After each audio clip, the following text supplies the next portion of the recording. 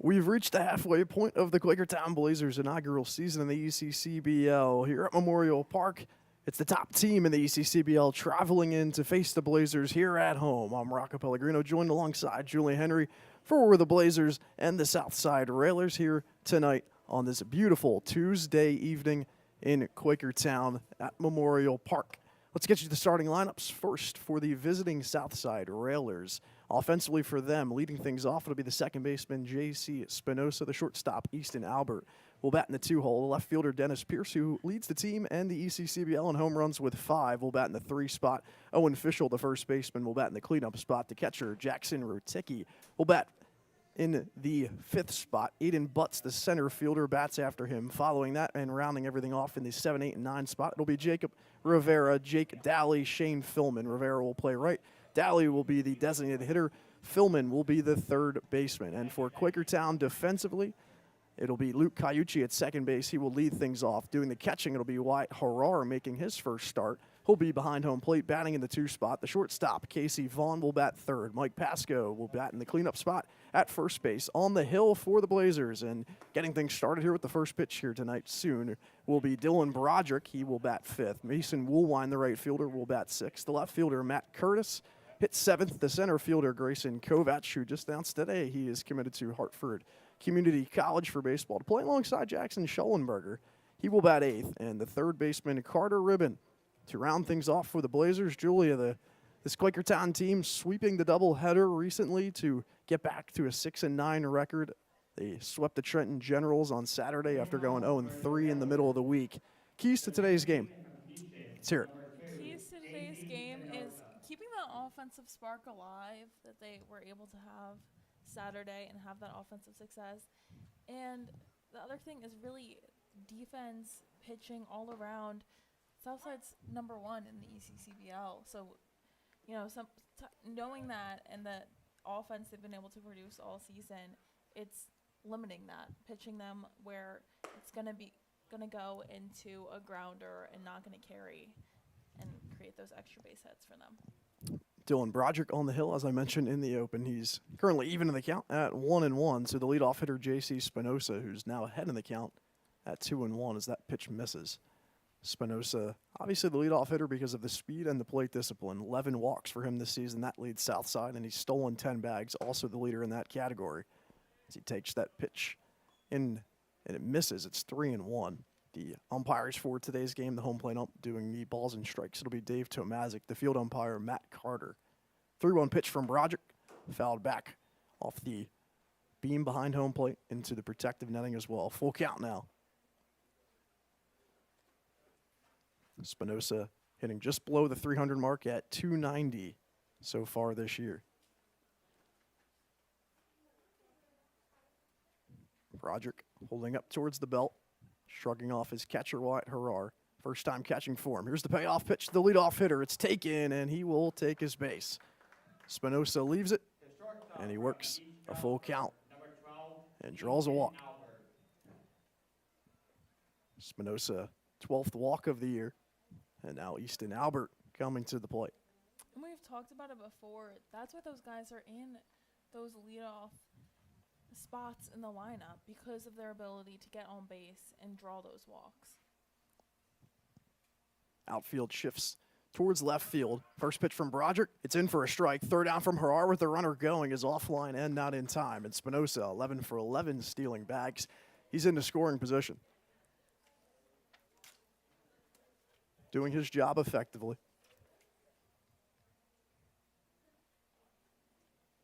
Quick mound visit here between Harar and Broderick.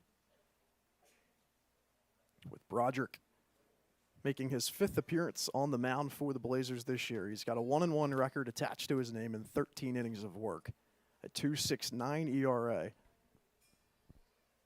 His last outing was back against Scranton a couple weeks ago. 3 innings pitched in that game, 33 pitches, 4 hits, and 1 earned run. And he gets a swing and a miss there from the 3-hole hitter in Dennis Pierce.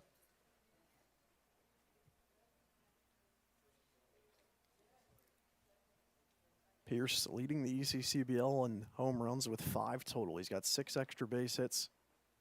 Hits for power. That's why he's in the 3 spot. He's got a runner in scoring position here.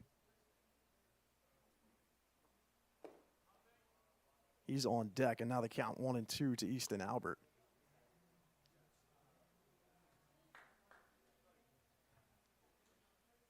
Albert, who's at the plate here in the right-handed batter's box, the freshman from ESU. He's down to the count at 1-2 with Broderick looking towards Harrar in home plate.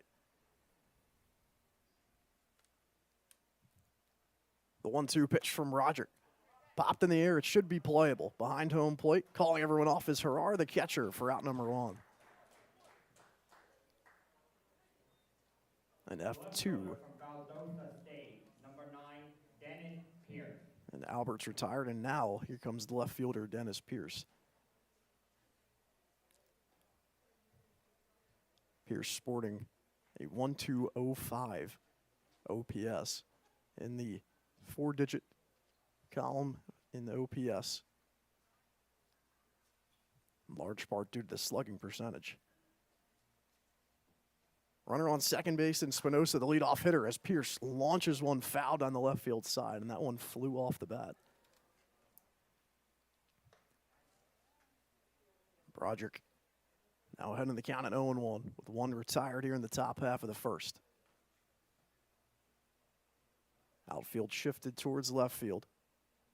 As Broderick looks towards home plate, Spinoza at second in scoring position, he takes his lead. Dancing at the second base bag. 0-1 pitch from Broderick. That misses.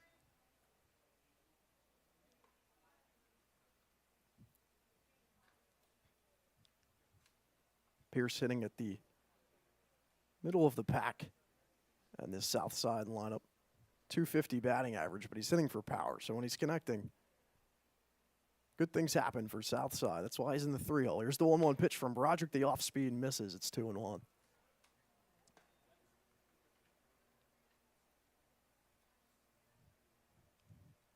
Pierce has some speed as well. He's 6 for 6 stealing bags. Hasn't yet to been caught stealing. Broderick holds towards the Blazers lettering, looking the runner in scoring position. Spinoza back to second. Here's the pitch. In there for a called strike. It's 2-2.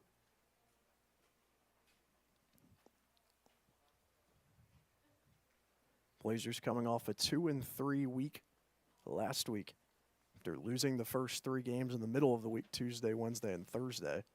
2 games against Pocono and a loss at home to Scranton. And then sweeping the doubleheader. Here's the 2-2 pitch. Foul down the right field side. And we'll do it again.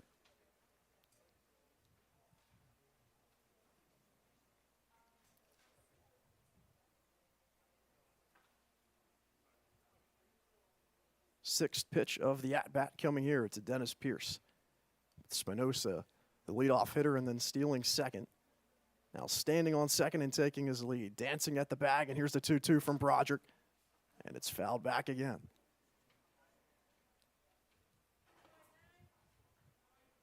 The starting pitching is really what got Quakertown through those 2 games in the doubleheader that resulted in a sweep. Jackson Snyder going 5 1/3 in game 2.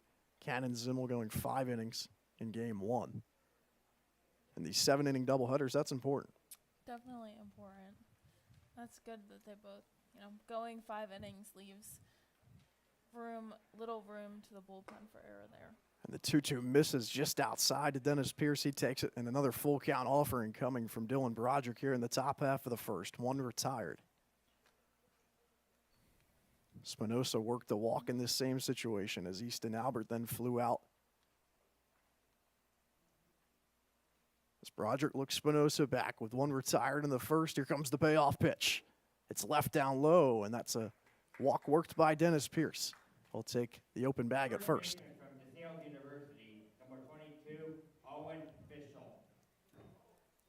And now the first baseman, Owen Fischel, batting in the cleanup spot and leading the team in the batting average category at .406. He'll dig in now to the left-handed batter's box.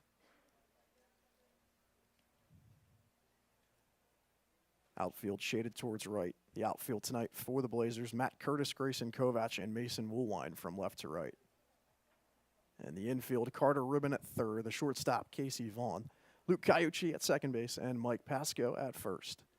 And Dylan Broderick on the bump, pitching to Wyatt Harrar behind home plate. One retired here in the first at the plate is official. The first offering, 2 misses low and away, and it's 1-0.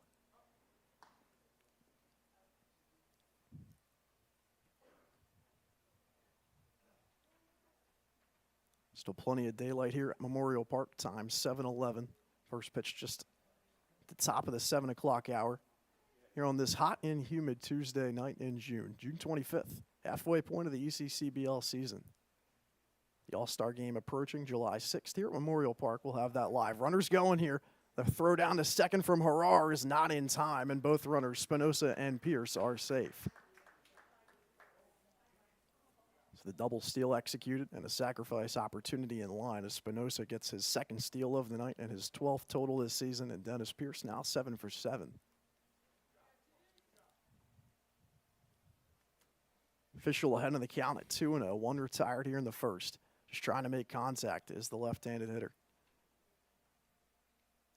Broderick looks towards home plate and his pitch. Skying in the air out to left field. Under it is Matt Curtis. The runners will tag. Spinoza waiting. He's off and running. The throw from Curtis out in left will be cut off. And Southside strikes first. It's 1-0.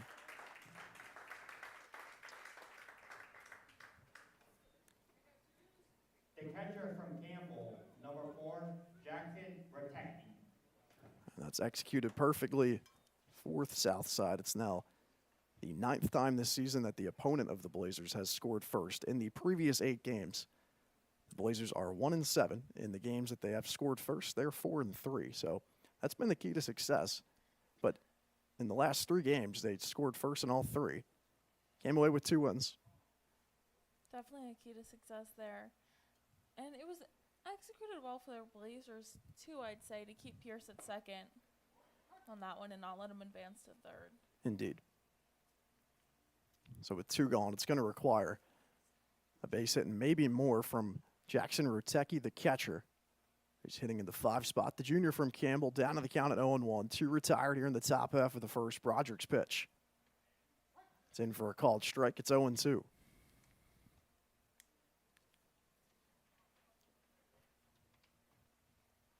Broderick trying to get out of the inning with only 1 run allowed after the leadoff hitter, J.C. Spinoza, comes around the bases. He looks the runner back. Here's the 0-2 with 2 gone. Called, 3rd strike. Broderick gets Rotecki, and his first strikeout of the night will send the Blazers into the bottom half of the first with only 1 run allowed. We'll stay tuned here on the Blazers YouTube channel. Back here for the bottom half of the first in just a minute.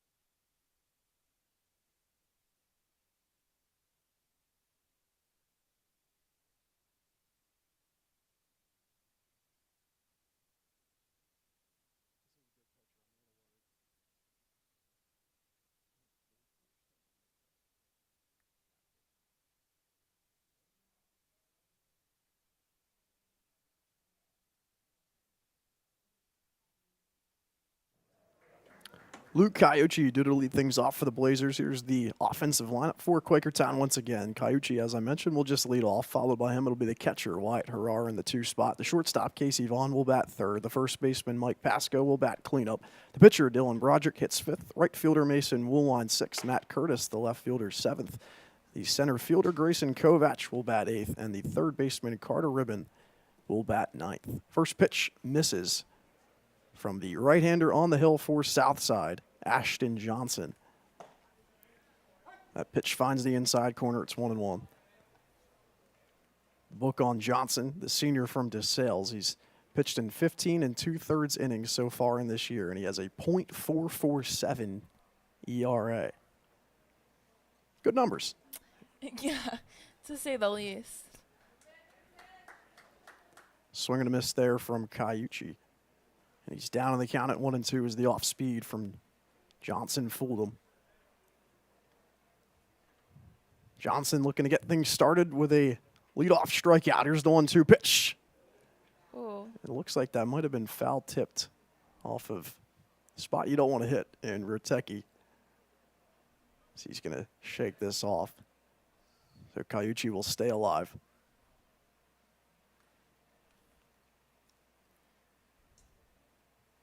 It looks like the trainer will walk out just to make sure everything's good. Home plate umpire giving him some time, and Dave Tomazic.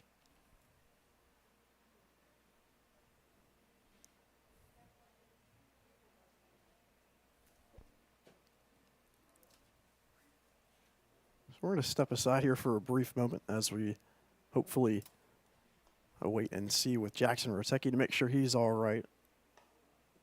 So we'll be back in just a brief moment here on the Blazers YouTube channel.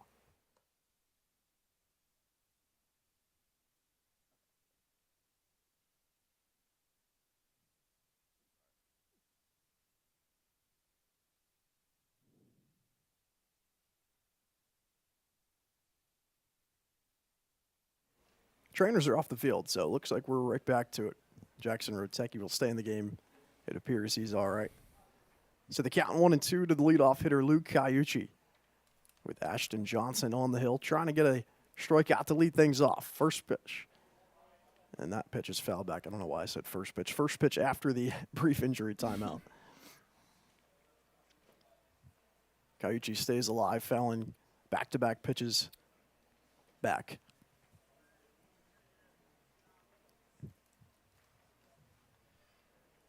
Johnson holds towards the numbers. Here's the 1-2 pitch. Off speed is in there for a backwards K. Looks like the home plate ump forgot it was a 2-strike count.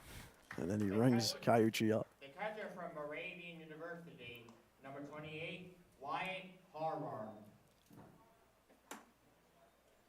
So Wyatt Harrar making his first start. Will step up here. The catcher in this game, rocking the white batting helmet, which contrasts with the rest of the Blazers' starting lineup. Don't think we've seen a white helmet. I don't think we have from the Blazers. Could be wrong, but I've yet to I see don't it. know, a lot of them. I would say most of the Blazers helmets. Some red, navy blue, a lot of black, gray. They're all dark, muted tones. Indeed. The 1-0 pitch, Harrar takes it, and it's in for a strike. It's 1-1. The Blazers also, I think, are the only team we've seen here with black uniforms. So I think the white helmet just stands out a lot more. 1-1 misses the black inside. and That is orange. true, and they did wear the orange last week for, I think, the first time. Okay. And I've been wondering when they were going to break out the orange at home, considering the high temperatures and the humidity here in Quakertown. 2-1 pitch on the way from Johnson. It's roped out to left field, and that's in for a base hit. Harrar's aboard at first. He takes the turn and will stop there for a 1-out single. Shortstop from Westchester, number 4, Casey Vaughn. So now it's Casey Vaughn coming to the plate. Vaughn last week 4 for 14 and 2 walks. The 6 times that he reached a board, he scored 3 of them coming around the carousel. 1 out here in the inning. Standing on first is Harrar, the catcher. The first pitch to Casey Vaughn is in the dirt and low. It's 1-0.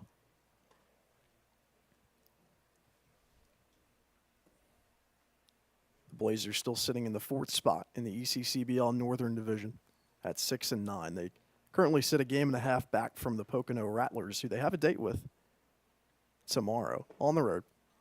That's in the dirt, and Harar's going off from first. The throw down from Rotecki. It's in time. Harar's thrown out on the base paths, and something we thought might have been gone after plaguing the Blazers through the first few games here at home. Hopefully not returning, but 2 outs now in the inning. Hopefully, bottom of the first, the early game jitters, and that's no more base running errors, hopefully, after that. I don't know if I'd consider that an error. I think that's just a tough judgment call because I don't think he was planning on stealing. Then he saw the ball go back. You don't know how quickly this catcher is Ruteki's gonna recover. So I think I'll take it. It's not as bad as some of the other base running errors. Yeah, it's not like getting doubled up on a fly ball. Yes. So Vaughn now ahead in the count at 3-1 after Harar's thrown out on the base paths after recording his first hit in a Blazers uniform. Here's the 3-1. It's a swing and a miss from Vaughn. The count moves full.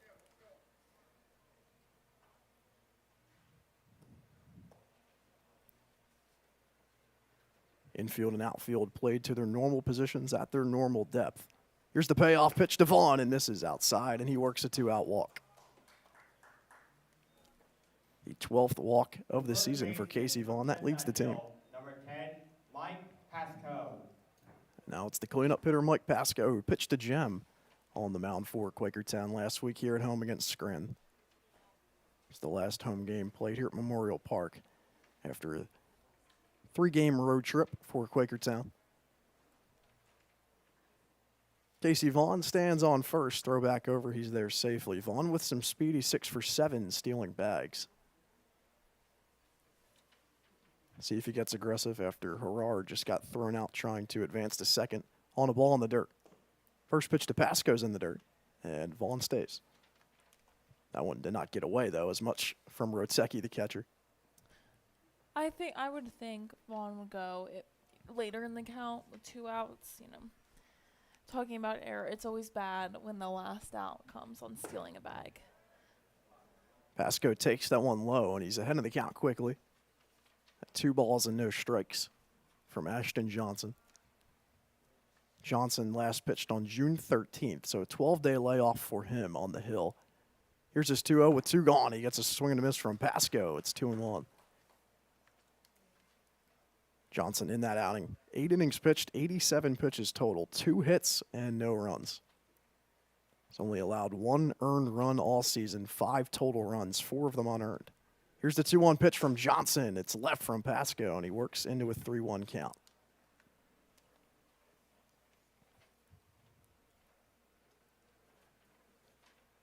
Dylan Broderick stands on deck in the 5 spot. The Chestnut Hill 1-2 punch for the Blazers. Here's the 3-1 pitch with 2 gone. In on the hands and flown out to left field, and it hooks foul down the left field side. It's one of those, if it was just probably 10 feet to the right there, would have been an excellent hit, maybe even scoring Vaughn. Got a final in the Scranton-Pocono game. I believe my phone just said 10-0 Scranton. Let me make sure. Indeed it did. As Pasco fouls the payoff pitch.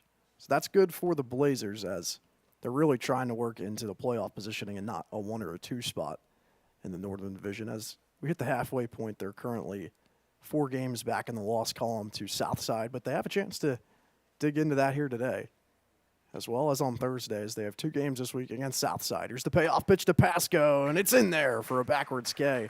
The second for Johnson, and that'll end the inning. The Blazers thrown out at second in Wyatt Harar, and then Casey Vaughn stranded at first. We'll head to the second. It's 1-0 Southside.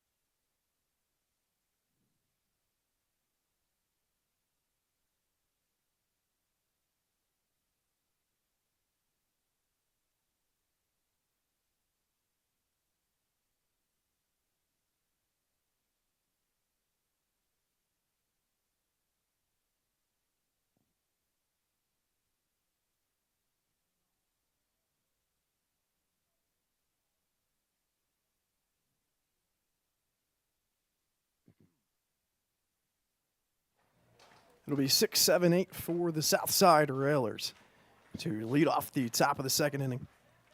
They played it a run after J.C. Spinoza worked a leadoff walk on a payoff pitch. He then stole second and stole third on a double steal with Dennis Pierce, and then scored on a sacrifice fly off the bat of Fischel, the first baseman. First pitch to the 6-hole hitter, butts it's in for a strike from Broderick. It's 0-1.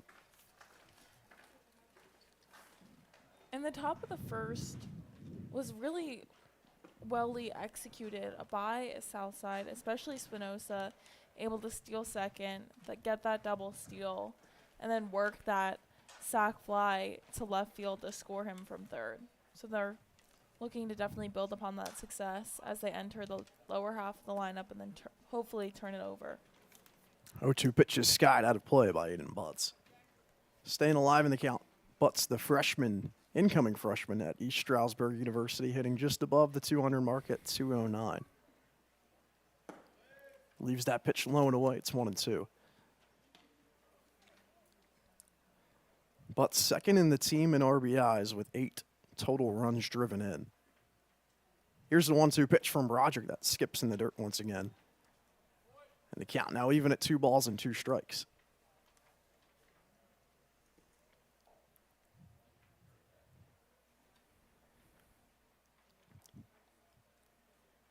Broderick looks towards home plate. And the windup and the 2-2 pitch. This is lifted out to right field, ranging towards the foul territory line and diving as Woolwine. He can't make the grab in the second. Digs Butts. He's headed for 3, and it looks like that rolled either underneath the wall, but either way, it's not playable as Woolwine sticks his hands in the air, and Butts will have to retreat to second. Number 44, Jacob Rivera. And you see Butts kind of shake his hand in frustration there as he rounded into third as the ump told him, got to go back to second and take that ground rule double because that ball got lost through the fence. So he's disappointed with that one, that he wasn't able to get that triple out of it. But good effort by Woolwine there, who dove and did everything he could to get to that ball. Looks like it rolled right towards the foul pole out by the 325 sign in right field, and it rolled underneath it, I suppose. I didn't know there was a gap there, but it snuck under it. I think there is a gap right between foul and fair, maybe, because it looks like there's some type of opening. I see, yeah. It happened another game where Woolwine had to motion for that, and it was a ground rule double. And the fence is, there's one red set there, so maybe that's where the gap is, kind of. Not sure. I do see a little bit of an opening there as well at the bottom with their fence, the red fence that you're talking about, yeah. Count now 2-0 to Rivera. The right fielder batting in the 7 spot, making his 6th at-bat of the season so far. So not a lot of playing time, but a chance here for Rivera. Heading to the count at 2-0 and a runner on second. Check swing foul.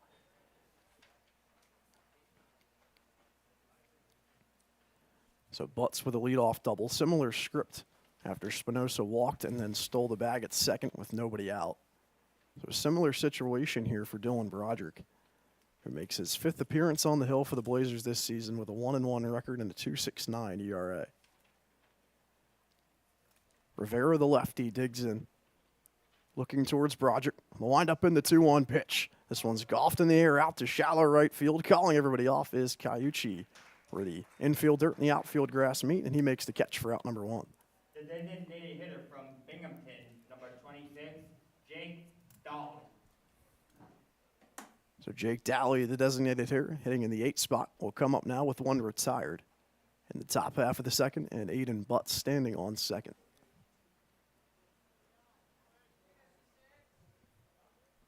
A little windy here today at Memorial Park as the American flag and the trees out in the outfield blow towards the left field side and the scoreboard here at Memorial Park. First pitch to Dally.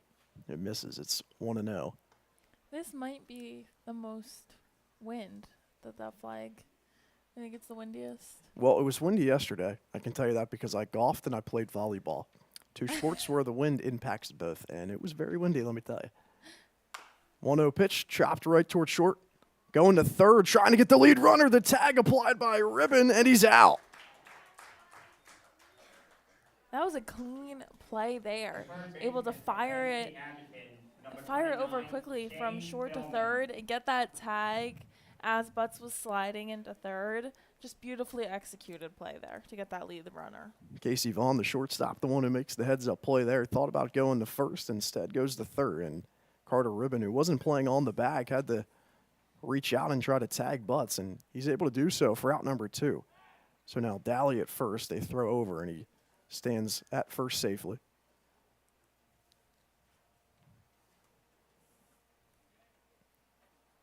Two gone in the inning. Broderick trying to strand another runner. The pitch, swing and a miss. It's 0-1 to Philman. Philman, the 9-hole hitter and the third baseman, the senior at Penn State Abington. And if you tuned into any of the broadcasts, I don't know if we've talked about it openly. Both Julie and I are from Penn State. A big day today for Penn State students as that pitch in there for a strike on the outside corner. Big day for us as Yes. football student tickets. The lottery completed today, and you found out if you got tickets. Both Julie and I did. I wonder if Shane Philman from Penn State Abington was successful. Yes. Have Very to ask him. grateful, very lucky about that one. I'm 2 for 2. Very happy. Same. That pitch misses upstairs. It's 1-2 with 2 gone. Joe Carnesi, the wonderful staff member here at the Blazers press box, so to speak. He's now down towards the dugout doing the scoreboard, I believe it is today. He's a student at a satellite campus, and he was unsuccessful. So, Yeah. sorry, Joe. Rooting for you next year, man. 1-2 pitch with 2 gone. Hit hard out to right field, and that hook's foul. Definitely sending happy thoughts to everyone who didn't get tickets today because it was Rough scene. Not a rough good email. scene, and I don't know. I think the news coming at 1 p.m. is almost worse than it coming at Well, it didn't help 8 that they a.m. charged people's credit cards and they weren't sure if they got them, and they didn't send out the email until after. So, yeah. not the best process. They're still figuring it out. Here's the 1-2 pitch with 2 gone. Staying alive is Philman as he fouls it back. But happy to say successful here for the 2 of us. Yes. I'm very curious now if Philman got them. I'm going to go ask him after the game. Count it 1-2 with 2 retired here in the top half of the second. Daly, the designated hitter, takes his lead from first. Ground ball opposite field, and that's through the hole in for a base hit. Stopping at second is Daly, and it's a 2-out base hit for the 9-hole hitter, Shane Philman. And the second baseman from Canisius, number 2, J.C. Spinoza. And the lineup turns over for the second baseman, J.C. Spinoza. He documented the success that he had in his first appearance, stealing 2 bags and working a full count walk, scoring on a sacrifice fly. And he comes up here in the top half of the second with runners on first and second, Daly at second and Philman at first.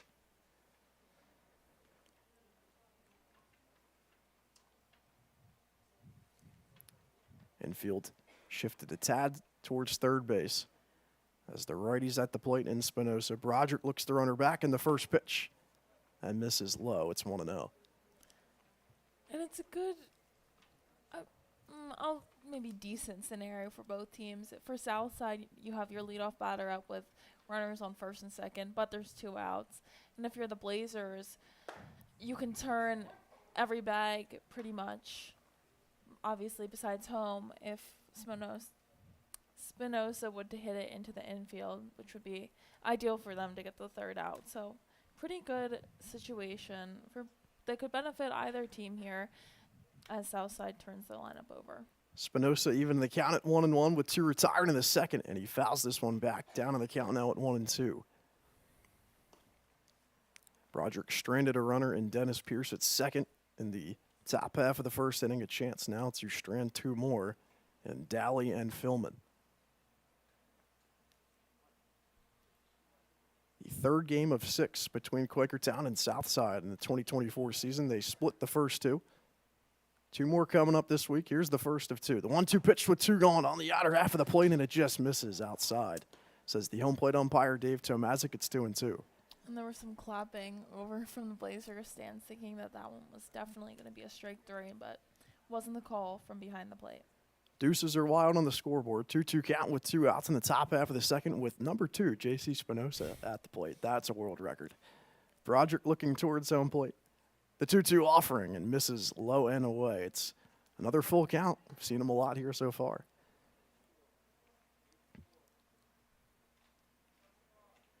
We have seen a lot of full counts early Yeah. on in this game. Credit toward the Southside hitters. Spinoza's second time doing so. 2 gone here in the second. Broderick's payoff pitch with the runners going. Lined right out to short on a hop. Vaughn plays it on 1 hop across the diamond. It drills Pasco off the bag, and the runner is safe. The shortstop from East Stroudsburg, number 12, Easton Albert. The win there for the Blazers is that Vaughn was able to get that throw to Pasco fairly in time, and it didn't draw Pasco too far off the bag that no runs scored. Yep, so you get a chance now for Broderick to just retire the 2-hole hitter Easton Albert and the shortstop and get out of the inning. But the bases are jammed here in the top half of the second. Quakertown trying to keep it a 1-run game. Easton Albert flew out to the catcher White Herrar in his first appearance. Big spot here for him, the freshman from ESU. First pitch of the AB, fouled back towards the Blazers dugout and towards the, I believe, where the opening in the fence is over there, but I heard a fence noise, so it looked like it stayed in. Didn't roll out of bounds. Out of the stadium. I Guess there's think no it bounds just in barely Memorial Park. stayed in. 0-1 is the count to Albert with 2 retired in the second of the bases juice. Broderick gets a swing and a miss, and he's ahead in the count at no balls and 2 strikes.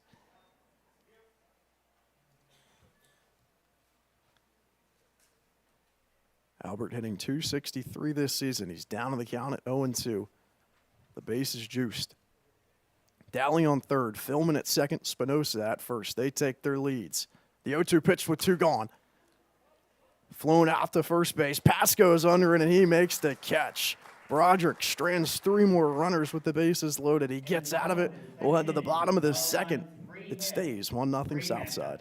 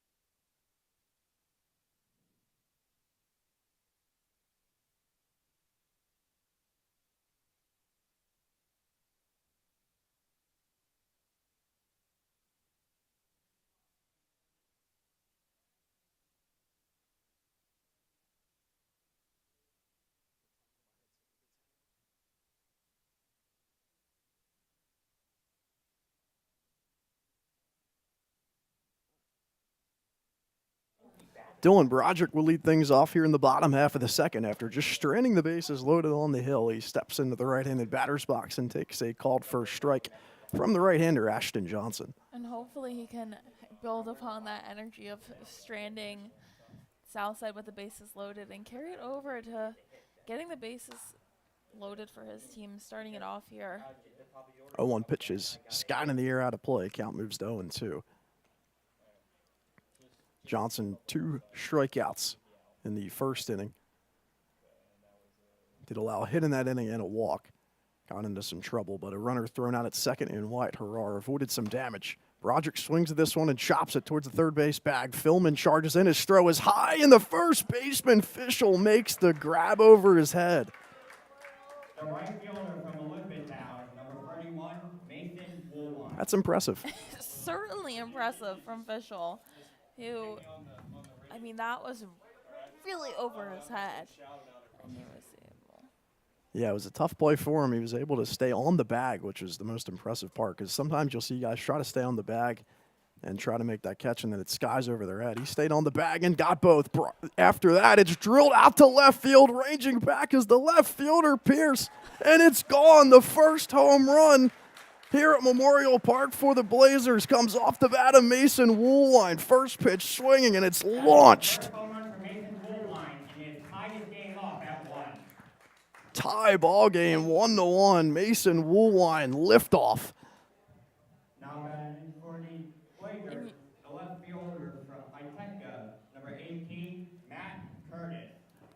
Where'd that come from? I mean, it was just all of a sudden just gone, and you see, I think that definitely energized the Blazers bullpen. They all came out, to give their congrats on that home run there, and just exciting to see a home run here, and coming from the Blazers, very, very exciting.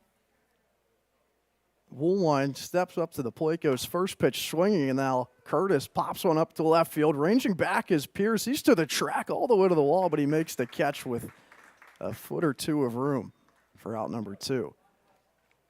First home run of the season here at Memorial Park Number 14, Grayson Kovac. for either the opponent or Quakertown. It's Mason Woolwine who does the job for the 2024 ECCBL, the future trivia question. He'll be the answer. Yes. Also fitting that it was Dennis Pierce, yes, out in left field, who leads the ECCBL in home runs, who watched that one fly over his head and out of the park. On the other side of it, for one of the rare times, I'm sure. And that, Woolwine he's been moved around in the lineup a lot. Back in 6th, last Tuesday he was batting 2nd, and he's a player that they've really tried to shift around for the most success, and it worked tonight. He's played really well out in right field defensively. Now it's an 0-2 pitch to Grayson Kovac on the way, and that's in there for a backwards K. Johnson, after allowing the solo shot, gets his 3rd strikeout of the night. We'll head to the 3rd. We're even at 1-1 after a home run from Mason Woolwine.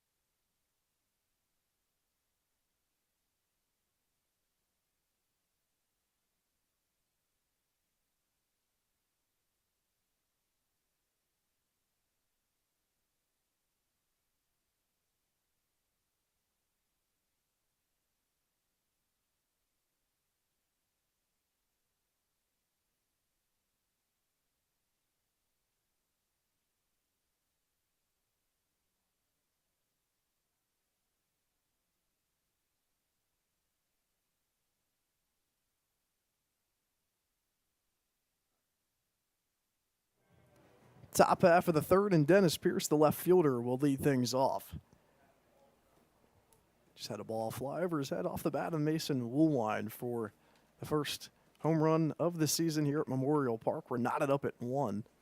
Southside and Quakertown, 2 teams in the Northern Division, as Pierce swings and misses at the first offering. And that was just a deep, deep shot gone. Immediately. You know, the moment it left the bat, you knew that one was traveling over that fence in left field there. That's in on the outside corner. And it's 0-2 from Roderick to Pierce. Caught me by surprise, I would say. Because I was in the middle. I think I forgot what we were talking about. I think something over at first with Fischel, a nice play he made. As Pierce lifts this one in the air out the center. Ranging to his left is Kovac, and it droops out of the glove. He had it in his mitt, and then it pops right out. And that's a leadoff base hit for Pierce. The first baseman from DeSales, number 22, Owen Fischel. And a tough play by Kovac. But something we've given credit to the Blazers outfield for throughout this season is their ability to get that ball in quickly. Kovac, the ball pops in the glove, pop right out, he grabs it, fires it, and keeps Pierce at first. And this outfield, their ability to fire that ball in and keep the runner at first instead of extending it to an extra base hit has just been incredible all season. Pierce is going from first, stepping on the bag on the hard ground ball is Pasco for a loud first out. Pierce is in at second. Campbell, number 4, Jackson Rotecki. So Pierce, because he was running, is able to get the second. Otherwise, Pasco would have had the double play ball in order, as that was roped right at him, and he makes a great play down the first base side. It certainly was. For out number 1. So now it's, after officials retired, it'll be Rotecki, the catcher. Rotecki batting in the 5 spot. 0 for 1 on the night with a strikeout, and 1 retired. That's in on the outer half of the plate. Count 0-1.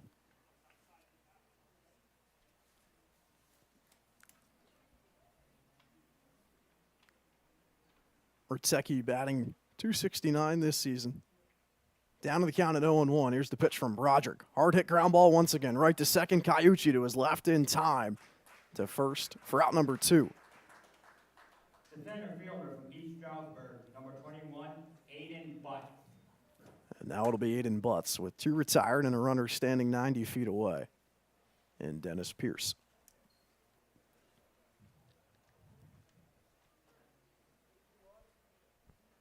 Southside hitters, after working a trio of full counts in the first 2 innings, swinging early here in counts. As Rotecki swings at the second offering.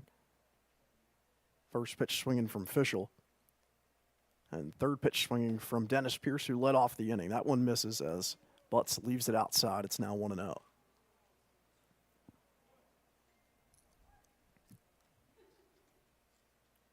Butts 1 for 1 thus far as Broderick kicks the 1-0 pitch. Lifted in the air out to left field. Ranging towards the foul pole is Curtis. He looks up, and that ball is gone. It's a fair ball. Another home run. 2 in back-to-back half innings. This one off the bat of Aiden Butts. A 2-run shot. It's 3-1. That's the first home run for Aiden Butts, and it gives the Railers a 3-1 lead. And maybe the home run magic at Memorial Park has been unlocked. Bullline hits one. Now Butts hits one. The right fielder Home from runs are DeSales, going number crazy 24, here. Jacob Rivera. You know, we were talking about the wind. The wind is blowing out, so perhaps that has something to do with it. I don't know, but either way. I mean, it does look like it's blowing out that way. You look at the American flag in center field, but I mean, both were pretty much to the same place.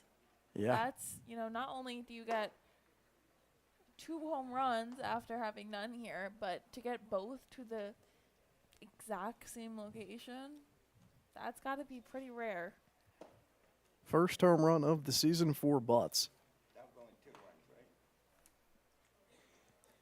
Count now 2-0 to Rivera. The right fielder batting in the 7th spot. Trying to work off that momentum, and that pitch misses upstairs, and Broderick, 3 straight balls. It's now 3-0.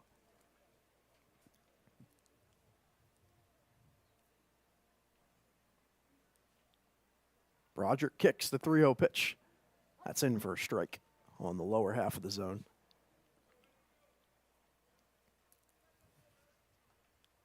Two retiring in the top half of the third. Southside now nursing a 3-1 lead as this one's fouled back, and the count full.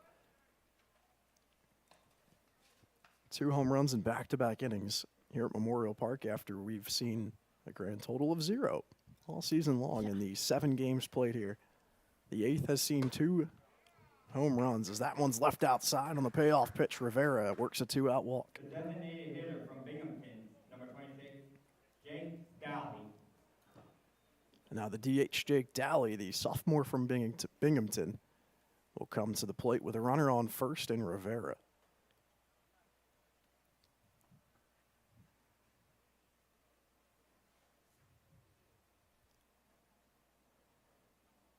The impressive thing about Broderick so far in this season, making his 5th appearance, has been his ability to not really walk batters. He's only issued 1 walk coming into today, but so far in this game, he's issued 3 total. So credit to the Southside batters for working these counts, being disciplined at the plate. Now it's a 2-0 count to Dally with 2 retired in the third.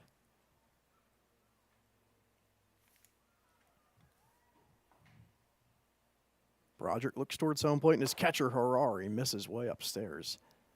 And the count 3-0. Harari will take a couple of extra steps beyond home plate to throw back to Broderick to allow him a few extra seconds to compose the emotions.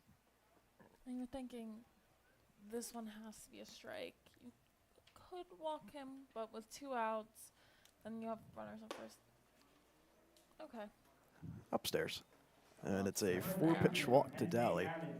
Number 29, Shane Philman. We'll say that delivery didn't look absurdly normal from Broderick. It looks like something happened there with either his footing or something when he came through when he was delivering to home plate. Looked like a different arm slot than we've seen before. So a 4-pitch walk to Dally, and now Philman, the 9-hole hitter, at the plate. And a mound meeting called to bring the whole infield together. So they try to figure out, what their strategy is with 2 outs, 9th batter up, and runners on first and second. Definitely looking to get their 3rd out with Philman or catch someone stealing some kind of play. Philman came through with a 2-out base hit in his first appearance. And now he's in a similar spot, this time with runners on first and second. The previous one was a runner just on first. 2 retired in the top half of the third. Broderick trying to strand runners. He's stranded 4 so far through the first 2 innings. Trying to strand a pair more. This one's launched out to right field, and ranging in his Woolwine, he slides in and makes the catch. And what a great night for Woolwine. It hits the home run, comes into the top of the third. What a beautiful diving catch to end it. Broderick strands 2 more runners, up to 6 total left on base for Southside, but not before a 2-run shot for the Railers off the bat of Aiden Butts, his first home run of the season. We'll head to the bottom half of the third. It's 3-1.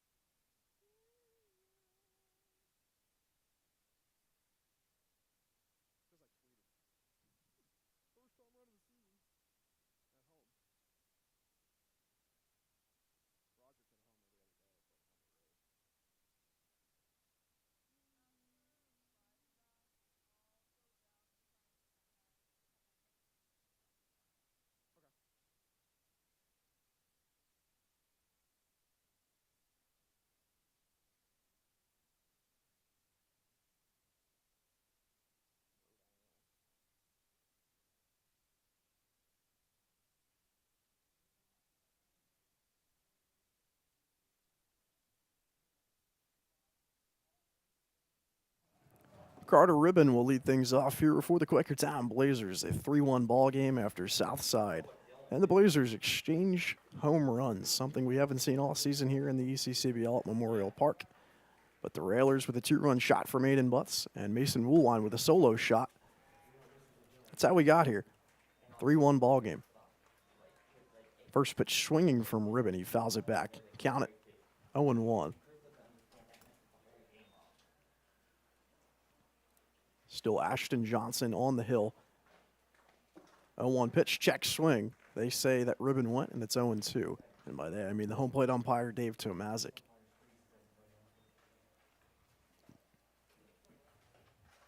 Three hits for the Blazers thus far in the first 2 innings.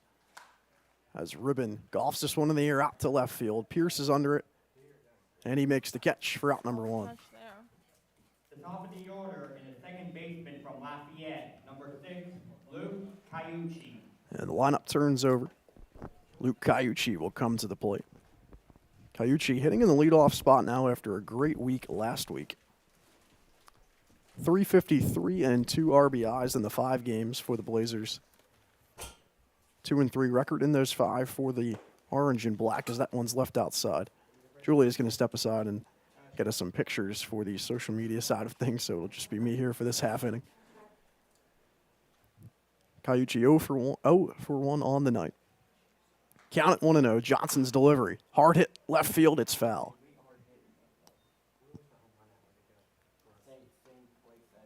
Seeing a lot of hard hit balls here tonight at Memorial Park. Could be due to the heat. As we hit the top of the 8 o'clock hour. 8 p.m. here on this Tuesday night, June 25th. Lights have turned on with the American flag out in center, still blowing towards the left as Cayucci swings and misses that, offering the count 1-2. The infield from left to right for Southside still remains the same. It's Philman, Albert, Spinoza, and Fischel. And out in the outfield, it's Pierce, Butts, and Rivera. The 1-2 pitch with 1 gone from Johnson. It's flown back out of play.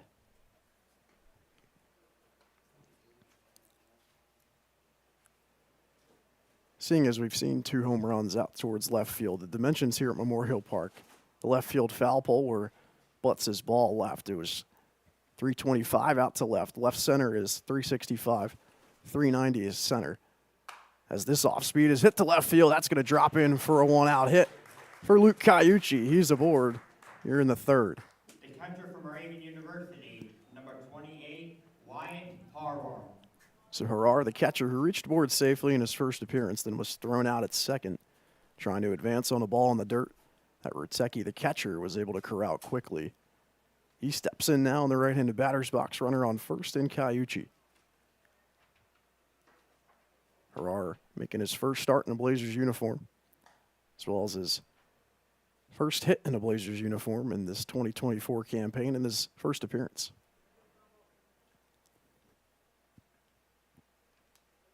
Four hits to 3 in favor of Southside, as that pitch is in there on the inside corner.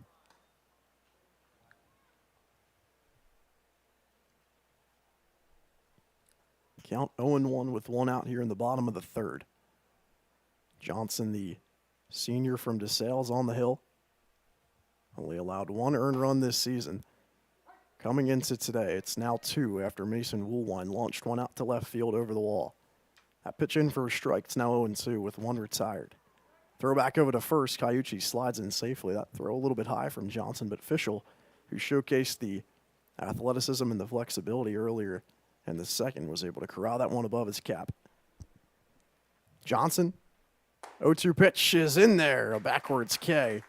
2 gone in the inning.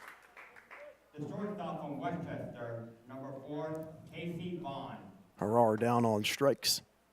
And the 4th strikeout of the night for Johnson recorded there. He's got 2 outs now in the inning with a runner on first and Cayucci.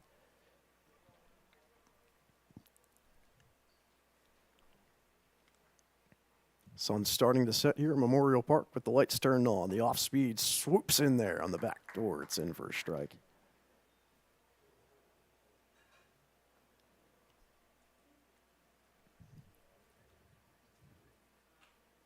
Southside, the top team in the ECCBL with a 10-5 record atop the Northern Division. Throw back to first. Cayucci's there safely. Blazers currently sit in 4th, but they're now only a game back after Pocono dropped their game tonight against Scranton, falling to 8-9. The Blazers at 6-9. A win here would get them to a half game back. Runner from first, Cayucci's going. The pitch misses. The throw down from Roteki's offline. And Cayucci swipes the bag. He's into second and his 3rd stolen base of the season.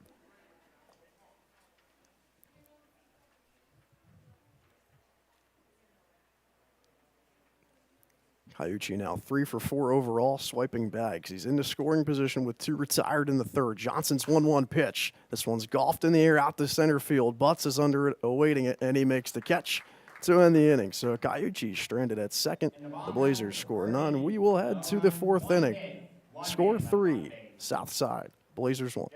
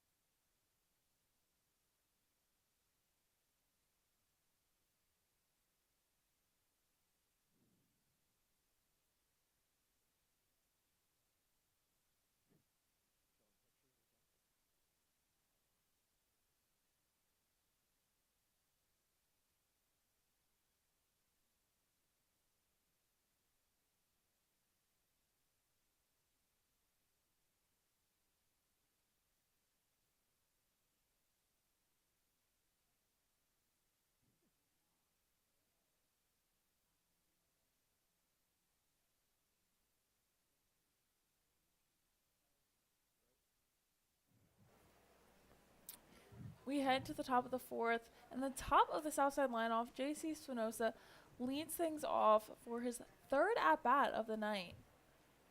Yeah, I didn't get to properly introduce it, Julia, but she will be taking over the play-by-play duties because I wasn't sure if you'd be back up after taking the pictures. So there you go. I'm stepping aside to color for the middle 3 innings. Spinoza's been productive in his 2 at-bats, coming around to score the first run of the game after stealing 2 bags and working a full count and a walk, and then a hit in his last appearance. And he'll face Chris Perillo, who comes in relief for Dylan Broderick. His night on the mound is over.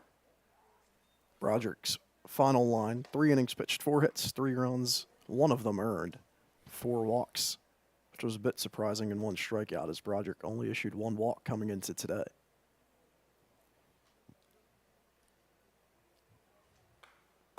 Second pitch is fouled off by Spinoza. Spinoza definitely said some choice words, I think. I could see his mouth moving there, and I don't think he was very happy that he fouled that one off, even swinging at that one. It was outside, and I think he kind of realized after the fact that it's probably a ball, and he could have had a 2-0 count right now. Perillo has had some trouble with command in his last outing. 3 runs allowed, no outs recorded, and 2 hits. Pair of walks in the doubleheader in Game 1.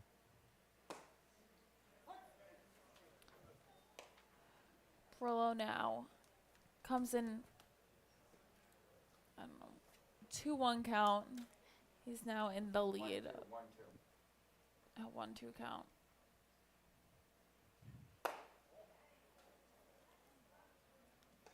It's a good 1-2 pitch, just a tad outside. It's great plate discipline from Spinoza to leave that one. And there's something about Spinoza and the 2s. Yes. 2-2 count, number 2 at bat. You're catching on. I love it. As he sends that one over the head of the second baseman, Luke Caiucci, all the way into right center field. But again, credit to these outfield arms. They're able to grab it, fire it in quickly. Spinoza stays at first with a single. That's why he's batting in the leadoff spot. And hopefully for Quakertown's sake, they don't see why even more, as he's 2 for 2 stealing bags tonight, 12 for 12 overall. See if he gets aggressive with Perillo on the hill.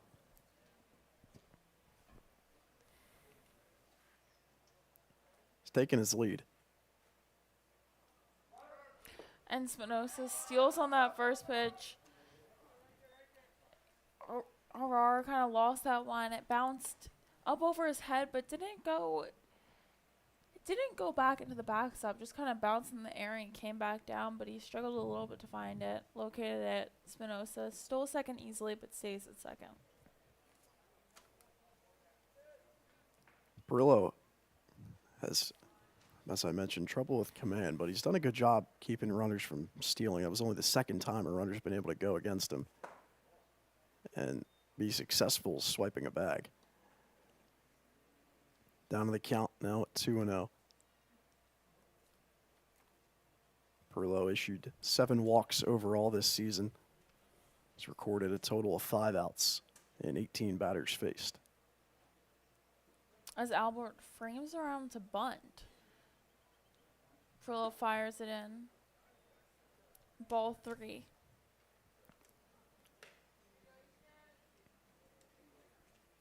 Starting pitching has been the key for the Blazers as they were able to sweep a doubleheader against the Generals. We saw Mike Pasco go 7 innings at home against Scranton, but still a 1-0 loss. But that's been the key to success. Broderick only able to go 3 innings, which not the worst outing in the world, but would have liked to see a tad more from the starter. And something interesting, Albert, as he takes that one in, ball for a walk. The left fielder from Valdosta State, number 9, Dennis Pierce. So now Dennis Pierce steps up with the corners on.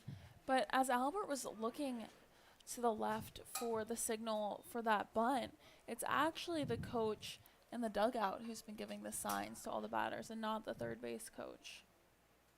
Whatever works. We've got Quakertown versus Quakertown action in terms of Quakertown High School, with Chris Perillo facing Dennis Pierce on the mound, runners on the corners. That one's inside for ball 1. Pierce has some power. 250 batting average, but a 1.205 OPS. So that tells you he's getting on base a lot, and when he's connecting with balls, they're going far. 6 extra base hits and 5 total home runs. With that one, Albert takes off for the second pitch to Pierce. Goes in for ball 2, so 6 straight balls from Perillo. Not exactly Suboptimal. ideal. Smart by Herrera to try not to throw the runner out at second. Spinoza could have come home.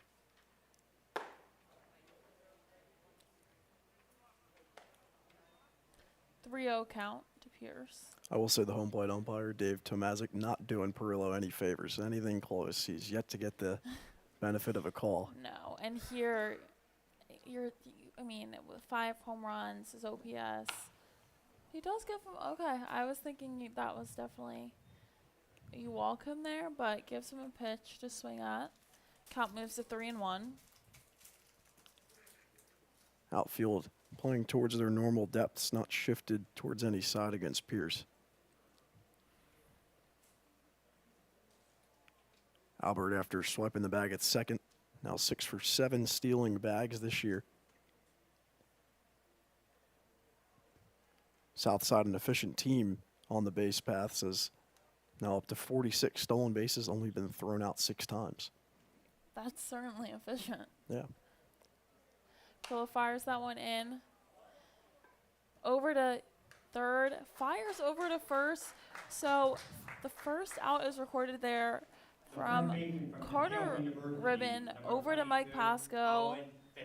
And it works, you know. Keeps Dennis Pierce, dangerous hitter, but they're able to get him out and keep the runners at second and third as Owen Fischel steps up to the plate. It's a great job by Ribbon looking the runner back at third. Spinoza right next to him.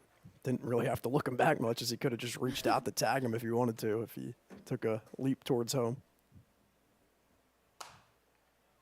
As that one's flied way in the air. They're calling that fires home. Spinoza's out, and what a great play from Matt Curtis in left field. His short and yes, perfect. That ends the inning. Three outs there. Second out on that catch, and that third out fired into home to Harar, who's able to tag out Spinoza. So we head to the bottom of the fourth.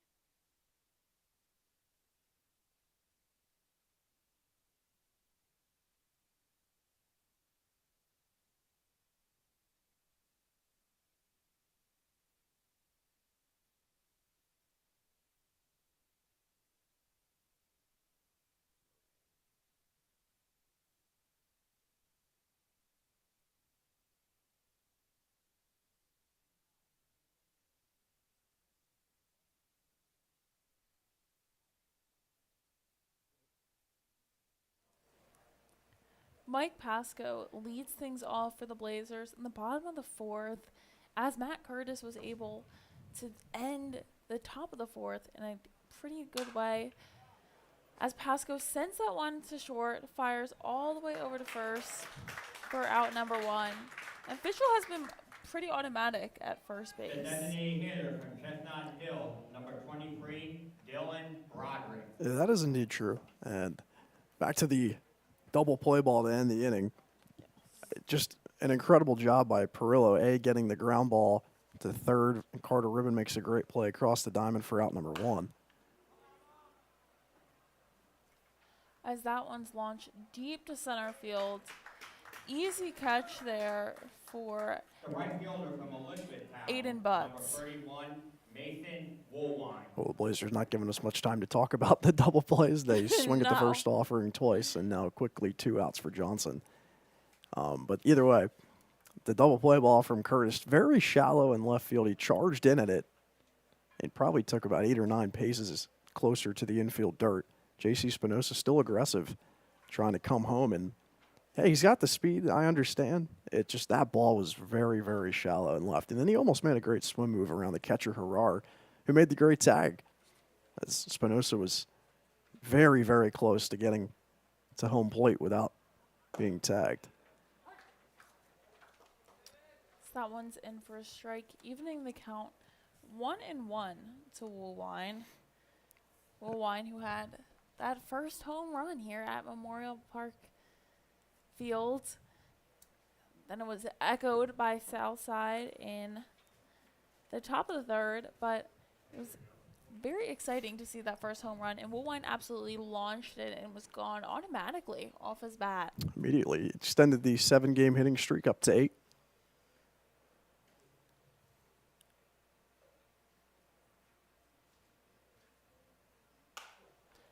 As he launches that one to shallow left, Dennis Pierce runs in, grabs that one for out number 3. So 3 up, 3 down for the Blazers in the 4th, and we head to the 5th.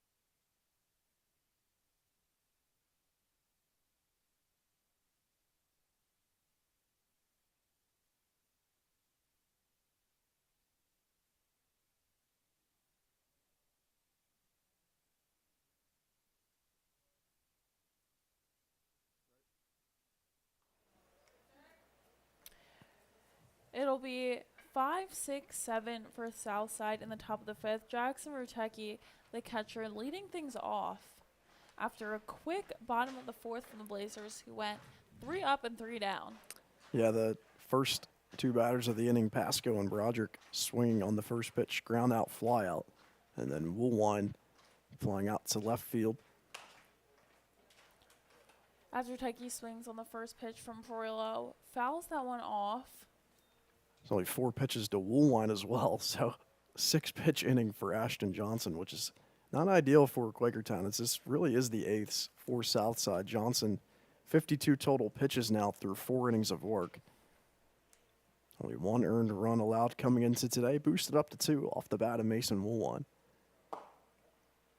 That one's in for a ball, evening the count. Still Chris Perillo on the hill for Quakertown after he was able to escape out of a jam. Runners on second and third and nobody out. He gets a ground ball to first and then the double play on a fly out to left, and then Spinoza thrown out at home. That one's inside for ball 2, but you have to give credit to the Quakertown defense, as they've been able to help get their pitchers out of a lot of jams so far in this game. Credit to the outfield. We keep talking about it. The outfield's played really good defense really all season long. Infield's had some errors and some woes early on in the year, but it's been pretty good as of late. As Rutecki flies that one way high, Woolwine and Kovac communicating who's going to grab that one. Kovac easily grabs that one for out number 1 of the inning. The center fielder from East Stroudsburg, number 21, Aiden Butts. So now it's Aiden Butts who had the second home run of the season and in the game. A 2-run shot in the road half of the 3rd inning. That just snuck to the right side of the left field foul pole from our vantage point. Down towards the 325 sign in left field.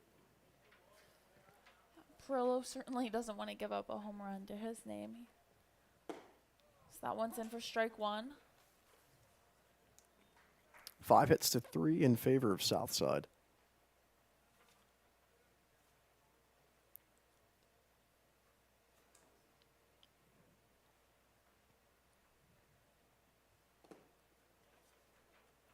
That one just nicks off of Harar's glove for ball one. Blazers now 6-9 on the season. They're 1-6 at home, which it's a tad irregular for a baseball team or any sports team in general.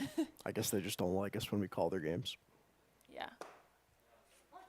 That one's in for a strike. And it seems, you talked about it, Rocco, when Perillo came in relief in the top of the fourth, how he wasn't really getting those close calls. And I would say that these 2 strikes, 2 butts, have been pretty close, and he's gotten them.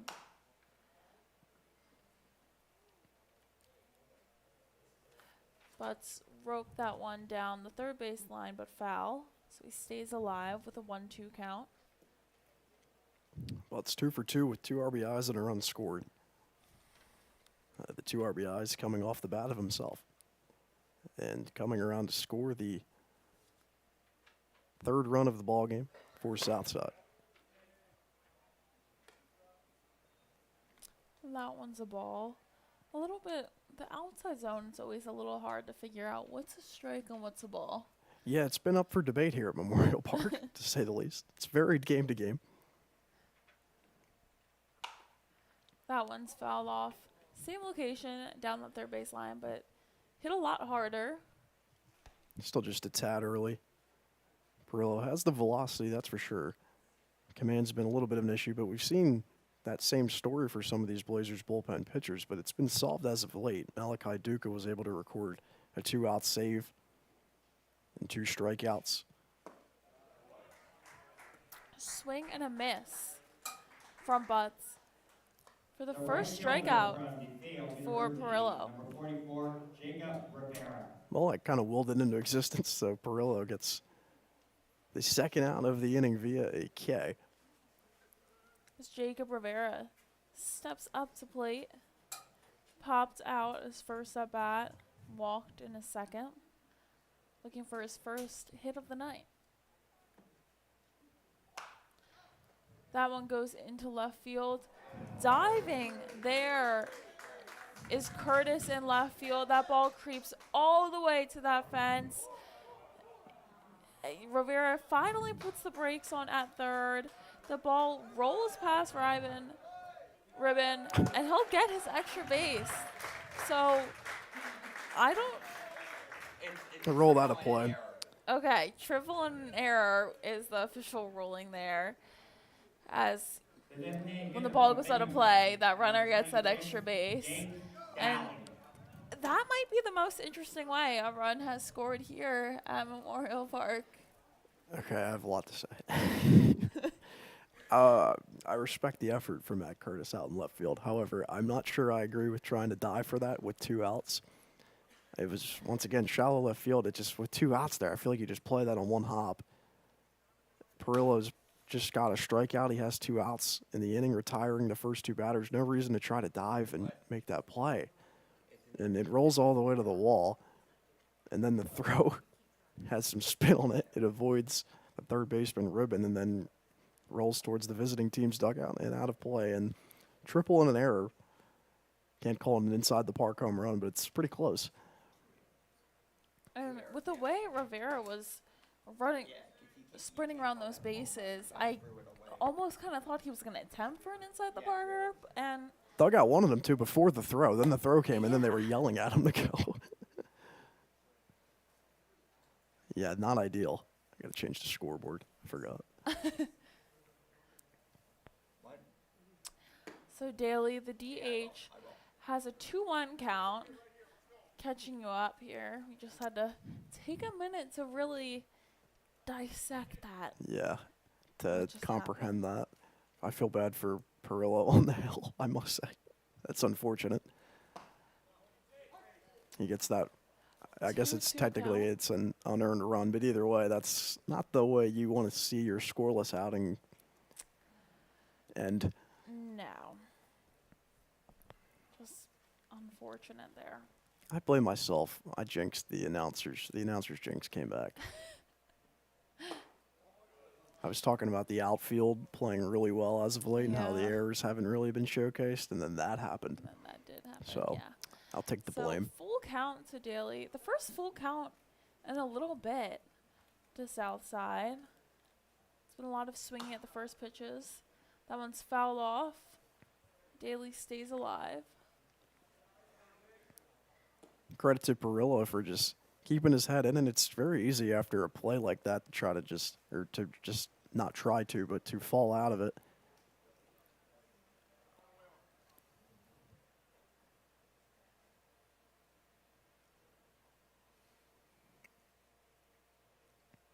Perillo fires that one in, and Daly hits that one.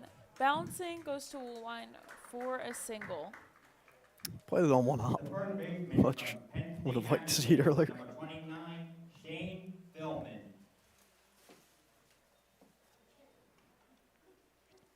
See, now I would have liked the gamble on diving for that ball if it's Running for the Railers from Binghamton, number 52, Braylon Gonzalez. I would have liked to see the gamble maybe if it was if it was a tie game or a one-run game or maybe one out in the inning, but with 2 outs in the inning and it's also the It's top of the not 5th, maybe great. later in the game, but I just don't think that was the time for the gamble there. That's all right. Got to move past it now. Still plenty of ball game left. Certainly plenty of time.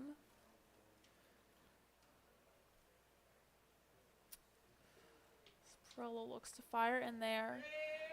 And that one bounces off the left shin pad of Harar.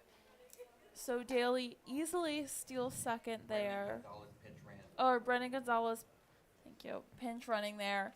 Easily takes second as that one bounces all the way to the backstop as Shane Philman is in the box. Outfield playing towards right field. Shifted heavily that way against the left-hander. That one's in for a strike from Perillo.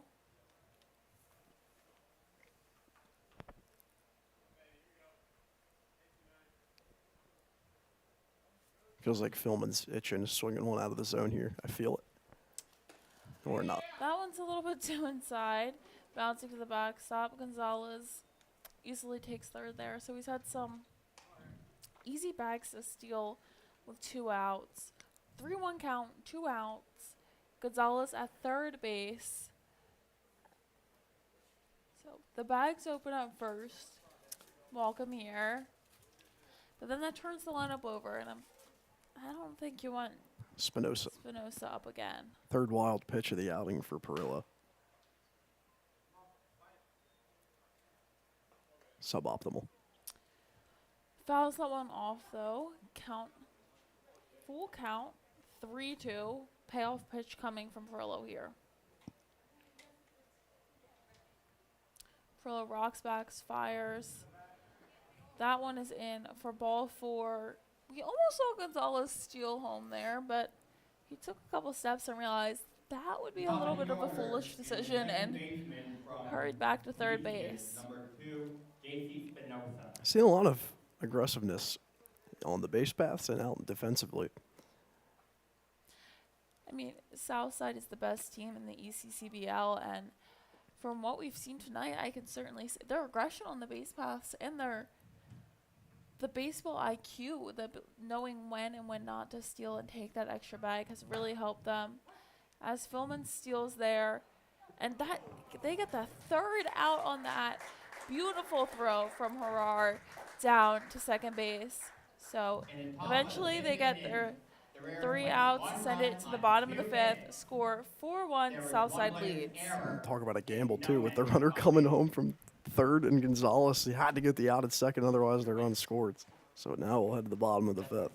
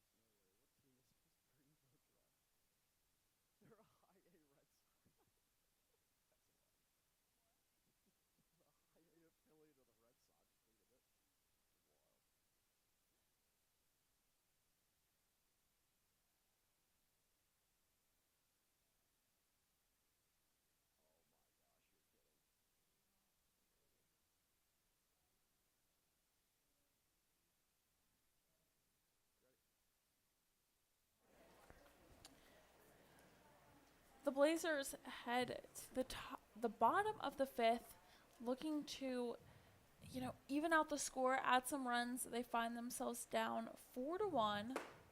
Swing and a miss from Matt Curtis, who rough play we just saw in the top of the inning in left field.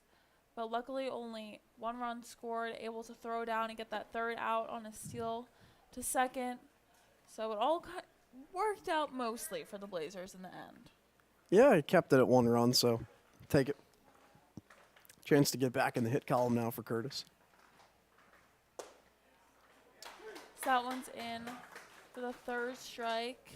The center fielder from Lafayette, number 14, Grayson Kovach. Yeah, it's just a great pitch. The off speed swoops back into the zone. 5th strikeout of the night for Ashton Johnson, who's only up to 55 pitches now in the bottom half of the 5th. He's been efficient. That's what he did against Pocono in his last outing, only 87 pitches and 8 innings of work. Certainly efficient, as that first pitch to Kovac is in for a ball, bouncing off the catching gear of Rutecki there. Let's get you the score updates that you want to hear about. We'll start with the MLB. 4-0 Tigers over the Phillies, the bottom half of the 8th. Not good if you're a Phillies fan. If you haven't been paying attention, we are up here in the booth. So that's not good. It's all right. Shut out by the Tigers is crazy. Yeah, not great. Swing and a miss from Kovac. 1-2 count.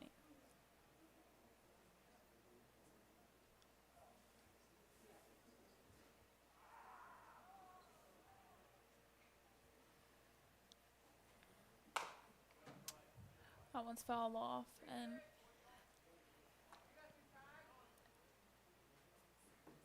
Kovac have a hit tonight? No, he does not. Okay. no. It's Cayucci. He's too busy looking for other scores. Harbour, and So he's still trying to extend a 2-game hitting streak. Swing and a miss. That won't do it. It's all right. No, third that baseman won't. from University of Maryland Eastern Shore, number 5, Carter Ribbon. So Kovac has 2 strikeouts on the night as Ribbon steps up to the plate for his second at bat. Fouled out, or popped out, to left field his last at bat. 3-game hitting streak of his own. Let's extend it. 2-out Magic in the 5th. Why not? Oh, yeah, back to the scores around the league. That's why I couldn't tell you if he had a hit. South Jersey Kings in a scoreless tie with the Trenton Generals. As Ribbon ropes that one way high. It'll have to wait. Rutecki- yeah. Well, it's suspense. Rutecki gets that one. So, back-to-back innings for the Blazers with 3 up and 3 down. They hope to change that in the bottom of the 6th, but we'll head to the top of the 6th and the top of the Southside lineup.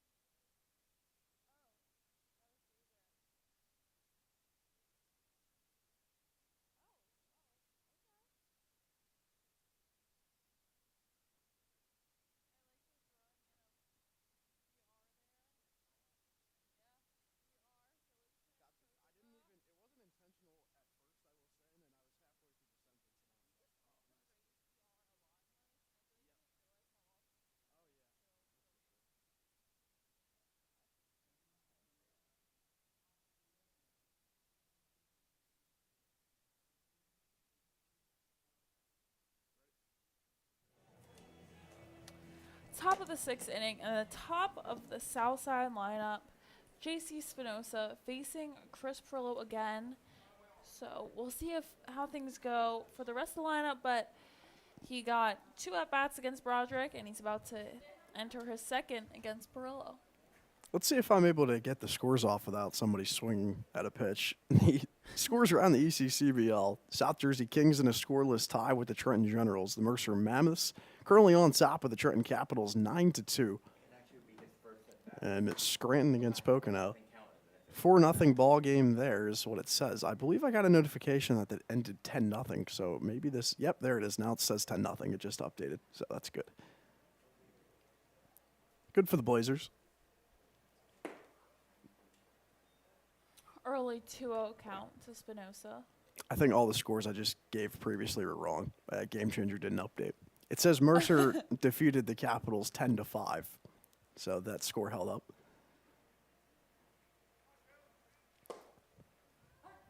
That one's in for a strike, 2-1.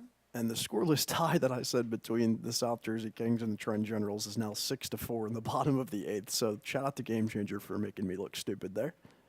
That's great. It's all right. Love the app. It's pretty helpful. Strike 2. Once again, Spinoza with the 2s. Yeah. He really likes these 2s. Wait till he's in a 2-strike count.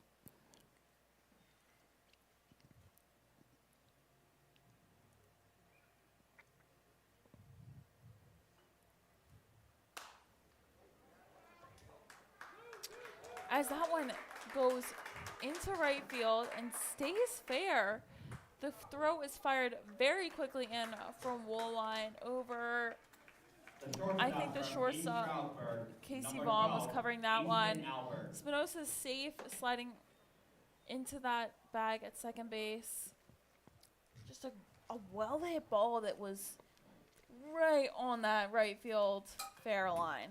Yeah, I couldn't do much there if you're Woolwine, as that ball was hit to the perfect spot, and then with the spin that it had on it going opposite field, it rolls even more into foul territory. Yeah. But a great play by Woolwine to fire that one in quick. We talked about that a lot from him. Has the arm and the high velocity. Got that in quick to second. Almost a play at second between Spinoza and Vaughn. As we see, I believe Albert framed around to bunt there. Yes. Okay, so we saw that, his last at bat. We see it again, looking back at that coach in the just outside the dugout on what to do. Frames around to bunt. Pulls it back. Back-to-back great stops by Herrera. His ball's bouncing the dirt, and he doesn't even play it off the chest. He just plays it into his glove. And he kind of takes those couple of quick steps charging at second base. Just sending a message to Spinoza there. Be careful about what he does. Albert frames around that one. That one goes into the backstop. Herrera grabs it quickly. Spinoza does take third on that one, though. 3-0 count. Spinoza's done a great job in that leadoff spot, getting the second 3 times now with nobody out, and now he's in the third, 90 feet away, nobody out. They're going to need to throw him out of home again if there's a ball in play, most likely, so the infield moves in. Done it once, why not twice? Loves the 2s, so. That one's in for a strike. 3-1 count. And you have Pierce on deck if you're Albert, so there's no reason to swing anything out of the zone on a 3-0 pitch. Now we'll see 3-1. You might give him the green light. I mean, he's batting in the 2 spot, so I'd give him the green light if I was in the Southside dugout. We'll see. I'd agree with you. Coach Rocco. That one. It landed just at the top of the grass in left field. Curtis lets it roll to him. Scores Spinoza, though. So a single from Albert, scoring Spinoza, RBI there. As Dennis Pierce steps up to bat. Well, the green light was lit. And it was sent to the right spot. Infield playing really far into the infield grass. And that's the result.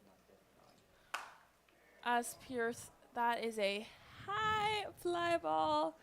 And that one is gone. Over the head of Matt Curtis. Just to the left of the scoreboard. So The home runs have been That was unlocked Pierce's at Memorial sixth home Park. run of the season, Dennis Pierce's and sixth he's home run of given the one season, realer. 2-run shot in deep left field.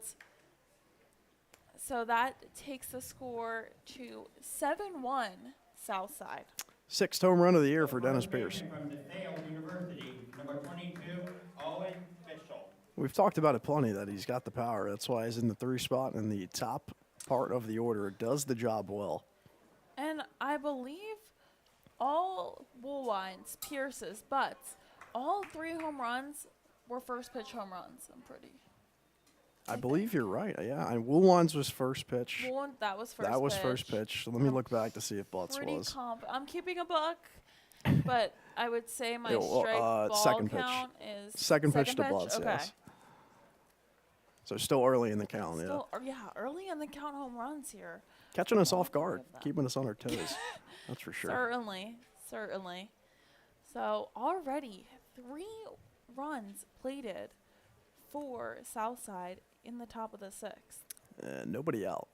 Yeah, So that's also notable. As Fishel kind of keeps that magic alive, hitting a hard ground ball in between Pasco and Cayucci into Woolwine, throws it in, keeps him at first, single. So Jackson Rutecki steps to the plate, and it looks like manager Mike Fitzgerald comes out to the mound. There has been some action in the bullpen. Not sure if it's an official call to the bullpen or if it's just a talk to kind of regather things. he's talking a little bit longer than I expected. I thought it was going to be quick. Perillo comes out, somebody comes in, but it's making me think he might stay in. We'll see. Perillo yet to record an out. Looks like he's staying out there. It looks like there's at least one arm warming up in the Blazers bullpen. DC8. There's 4 guys there. Not sure if another one of them, if there's 2 pitchers there. Don't know really what's going on. There's movement. We'll leave it at that. Yeah. There's definitely movement. I'm not sure how much. Perillo now just yet to record an out in the inning. A home run from Pierce. Now 7 hits allowed in his 2 innings of work. 4 earned runs, 2 walks, and a strikeout. That pitches in from Furlow. Strike 1 to Rutecki. And, I mean, we spoke about how control was a little bit of an issue. And obviously, if guys are smoking home runs off of you, control isn't the issue. So, positive spin.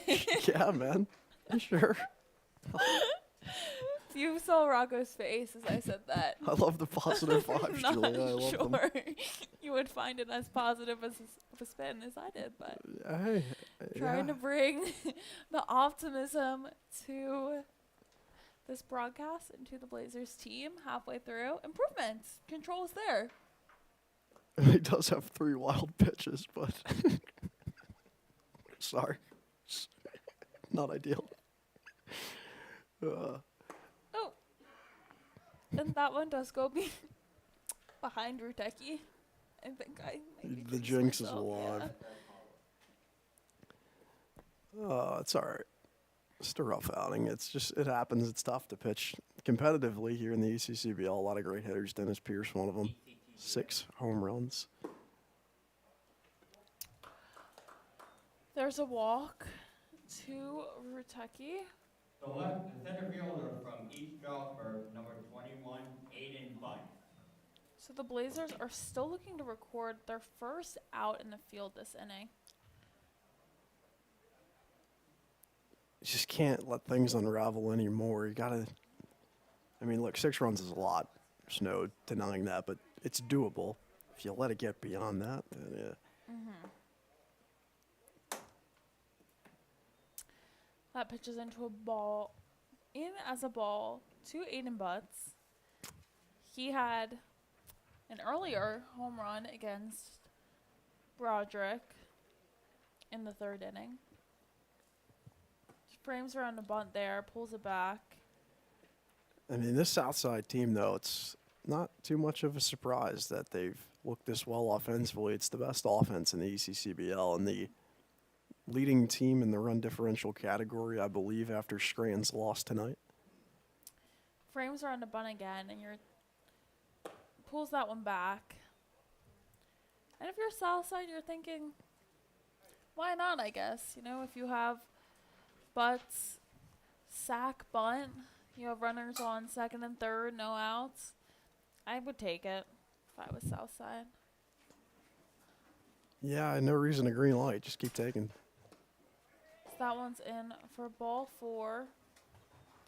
Butts throws his guards away from being in the batter's box. Now the bases are loaded. The right fielder from DeSales University, number 44, Jacob Rivera. Oh, we got the sales on the sales with Perillo versus Rivera. Fun Saw it. matchup. Yeah, we saw it earlier with Fischel as well. I just didn't pick up on it. So, Fischel's standing 90 feet away at third. Still involved in the play. Got the triangle of the sales here on the diamond for the Blazers and Southside. Perillo fires that one in. A little bit inside. Gets Rivera to jump a little bit. Still looking for out number 1 in this inning. Nice stop by Harar.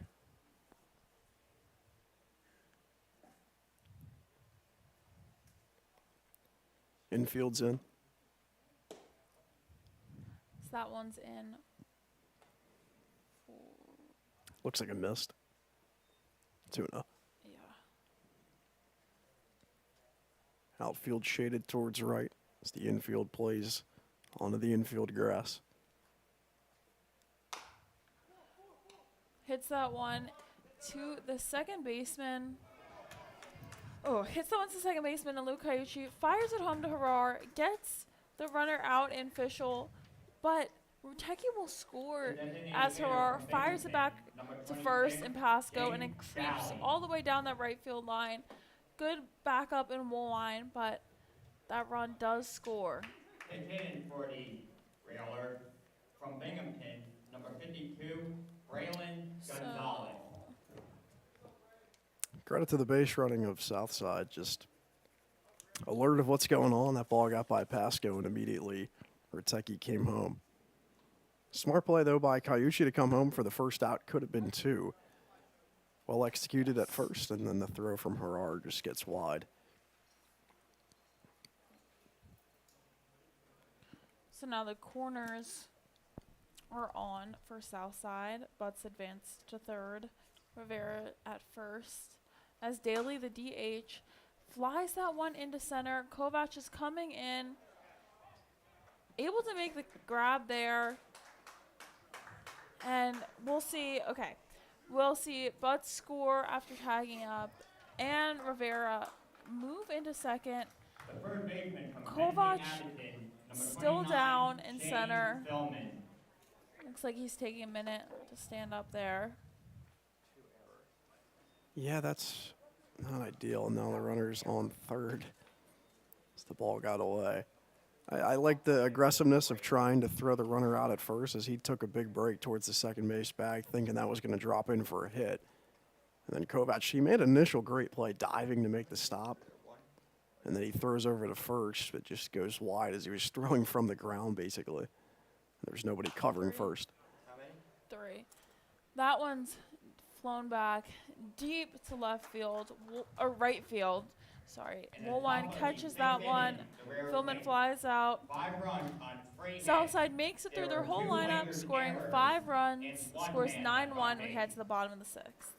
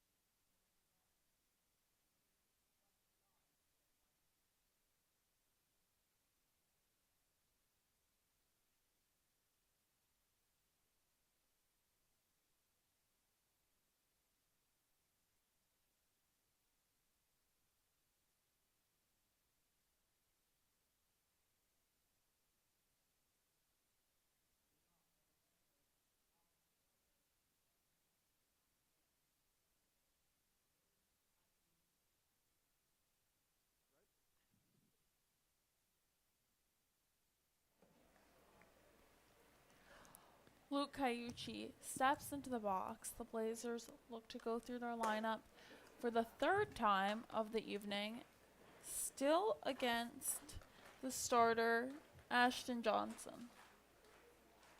Yeah, things have gotten ugly.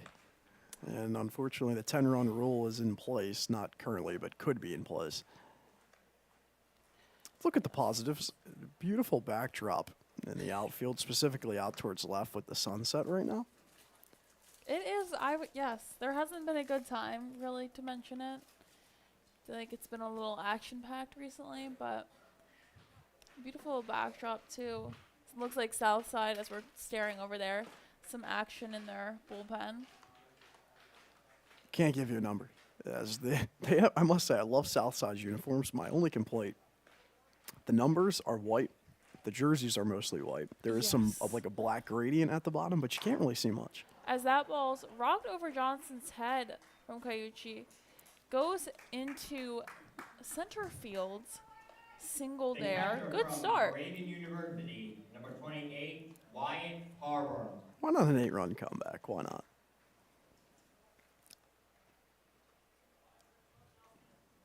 So I've been bringing this cooler to all of these games. And today, I unfortunately forgot to load the ice packs back into the freezer. So that's fouled back. Normally, you put them in the freezer, you put them back in the cooler. It's a nice rotation. The last time I used the cooler, I forgot to put them back in the freezer. So today, I was like, all right, I need a substitute. I went with frozen peas. It's gotten the job done well. My waters are still cold, Okay. in case you're interested. That was what I was coming up with during the break. I just felt the need to share that with everyone out there. Good to know. Yep. So if you're ever looking for a substitute for ice packs in a cooler or whatever it may be, load up the frozen vegetables. It's a good substitute. Ooh, delayed strike there. 1-2 count to Harar.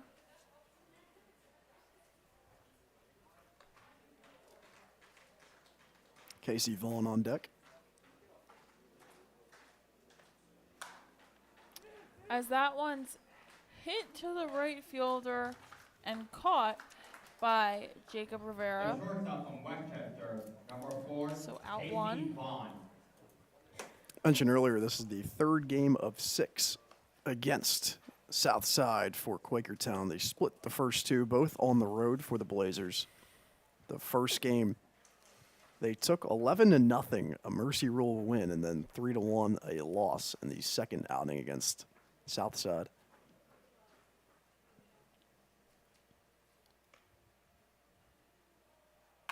Vaughn ropes that one into right field. Cayucci flying into third base. And he'll stay at third. He maybe could have gone home. That throw went a little bit past The first third baseman there. from Fired in Chestnut from Hill, that right number fielder 10, Rivera. Mike Pasco. But he'll stay at third. So, and a double, too, for Vaughn. So. Yeah, that was a great job by Johnson, the pitcher, backing that one up.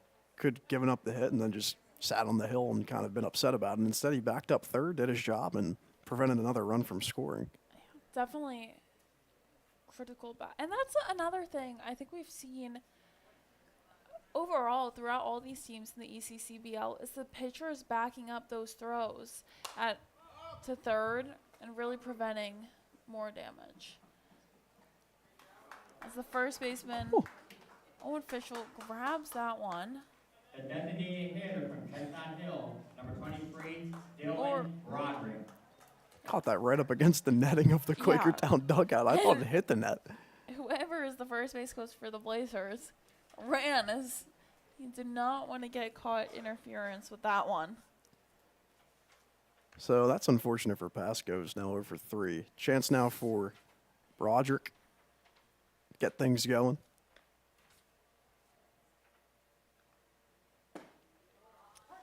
First pitch is in for a strike. Blazers really need at least one of these runs to come home to try to prevent the mercy rule. Is it 10 runs is total? If you get it to a 7-run game or a 6-run game, you're really out of the clear there. In the clear there. Yes. Fouls that one off for strike two. So an early 0-2 count to Broderick with 2 outs and runners on second and third for the Blazers. Speed in both of these guys with Cayucci and Vaughn on the base pass. So if there's a ball that's dropped into the outfield by Broderick, probably scoring. As that one goes deep into left field, but Pierce easily scores that one for out number 3. So Blazers are retired, and the score remains 9-1. 2 men left on.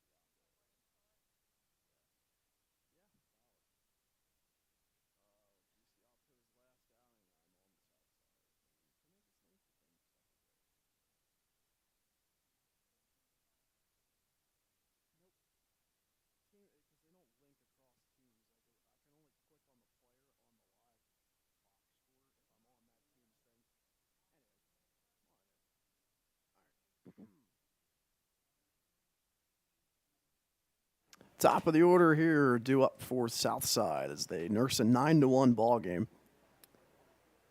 And a 9-1 lead. It'll be J.C. Spinoza to lead things off against Caden DiCiotto, the new pitcher in this game, as Chris Perillo exits in relief. For DiCiotto, this is his 4th appearance. He's recorded a total of 5 outs, 16 overall batters faced as Spinoza flies the first pitch out of play. Oh, that's good. First pitch strike. Yeah. In the 3 outings for DiCiotto, his first one against Mercer in a doubleheader, he records 3 outs and allowed only 1 run. The following 2 outings records only 1 out and allows 3 runs in each of those 2 outings against Scranton and the Pocono. Enters now as that pitch just a bit outside. It misses, and it's now 1-1.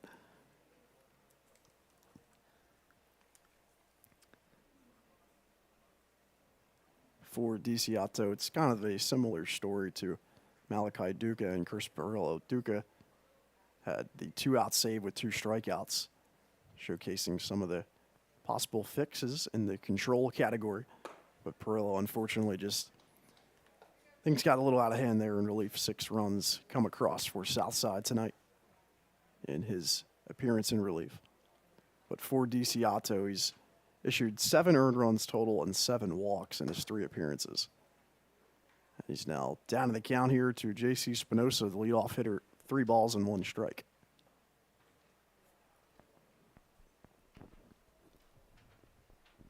Holds up towards the Blazers' lettering, and the left-hander kicks. And that one misses inside. A 5-pitch gentleman's walk to Spinoza.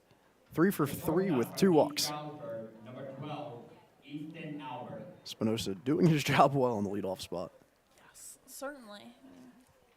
Getting on board getting to first 5 times in a game. That's why he's in the leadoff. And he's stolen 3 bags as well, 3 for 3, 13 for 13 stealing. We'll see if it goes for 4. As that pitch misses upstairs to the 2-hole hitter, Easton Albert, the shortstop. Albert 1 for 3 as well with a walk and an RBI. Spinoza on first. He takes what is currently a small lead. But he has a lot of speed. Now he dances back towards the bag. That pitch misses upstairs again. It's 2 balls and no strikes. That's another, besides getting on base, he's probably the quickest on the Southside team. That's another reason why he's in that leadoff spot. Gets on and that ability to steal quickly. 7 straight balls now from DiCiato, and the count 3-0 to Albert. Certainly not ideal. At least, first pitch strike. Yeah, fouled back. It's, yeah. 3-0 count to the 2-hole hitter and the shortstop, Albert. 3-0 pitch. In for a called first strike. Outfield and infield played to their normal depths and positions, not shifted towards any side against the right-hander Albert. Dancing at first is Spinoza. The 3-1 pitch misses inside. He works a 5-pitch gentleman's walk back-to-back to lead off things here in the 7th. Left fielder from Valdosta State, number 9, Dennis Pierce. Southside atop the Northern Division in the ECCBL. They're coming into today at 10-5, trying to get to 11-5. Scranton is right behind them by a half game. Entering today, they were 10-6, but they won today, so now they're 11-6. So I don't know which winning percentage is better. Wait, I should know. 11-6 or 10-5, which would technically be a first. Let me do the math with my calculator. I feel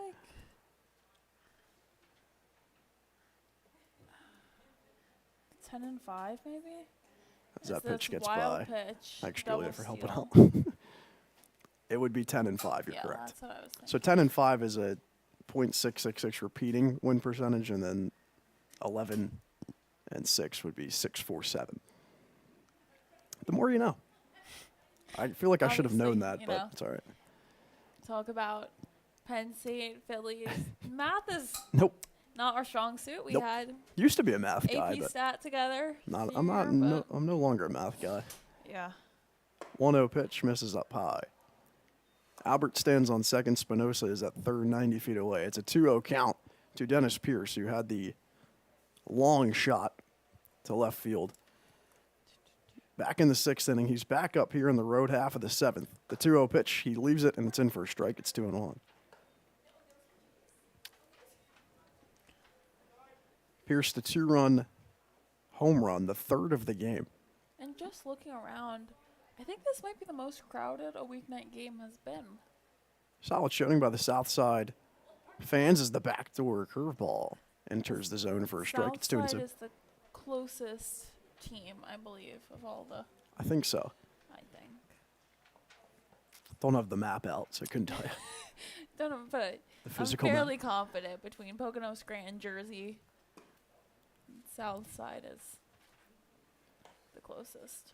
2-2 offering misses outside, and the count moves full to Pierce, the left fielder. Pierce 1 for 3 with the 2-run home run. Plus a walk to his name as well. He has runners on second and third, trying to increase his team leading 14 RBI as he takes that one up and in, and he works a full count and then works the walk. Bases reduced. From DeSales University, number 22, Owen Fishel. 3 straight walks from DiCiato.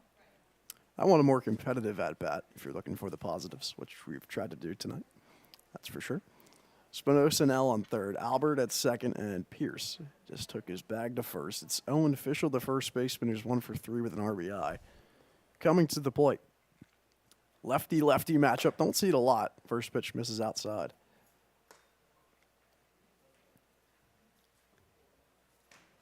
Nine-one ball game here at Memorial Park. Southside closing in on what could be a 10-run mercy rule as they have the bases loaded and nobody out. Infield, at least the corners play in as Ribbon at third and Braden Black, the new first baseman, plays Lights in off. towards first. Can we turn? I think the light below us came off, which I don't think we have control to. No, I think they won. I think did DeCiato want the light off? Was the I don't light know. was on? Oh, okay. The light needed to be off. I'm Not sure. who wanted Nice. the light off. The 1-0 pitch, that misses. It's 2-0. Few defensive substitutions for Quakertown. DeCiato enters the game on the hill. Braden Black now at first, coming back after his trip. And Ty Everett enters now at second for Cayuchi. The 2-0 misses outside. It's official, and it's 3-0 with the bases loaded and nobody out in the road half of the seventh. And it's suboptimal. Certainly, this not a competitive at bat, Yet, you never know. but maybe. 3-0 pitch outside. And that's a walk worked by Fischel and an RBI added to his name as Spinoza will come around the carousel to score the 10th run, double digits for Southside. And there is some movement in the bullpen from the Blazers, and you wonder if it looks like manager. There's some coaching, some exchanging. I think Number 1, Reese D'Amico. going to run out to the bullpen just to ask how much. We can't tell who's warming up. But to ask whoever is warming up, how much time do they need? First pitch there to the pinch hitter, D'Amico is in for a strike. It's 0-1. That's at least what reading a lot of body language and just. I think that's what the message basically was there. Reese D'Amico at the plate, the pitch hitter. He's down on the count now quickly at 0-2. D'Amico 3 for 21 on the season for the Southside team, trying to extend their 10-1 lead. 0-2 pitch coming with nobody retired here in the top half of the seventh. DeCiato, the lefty, kicks the pitch. Misses low.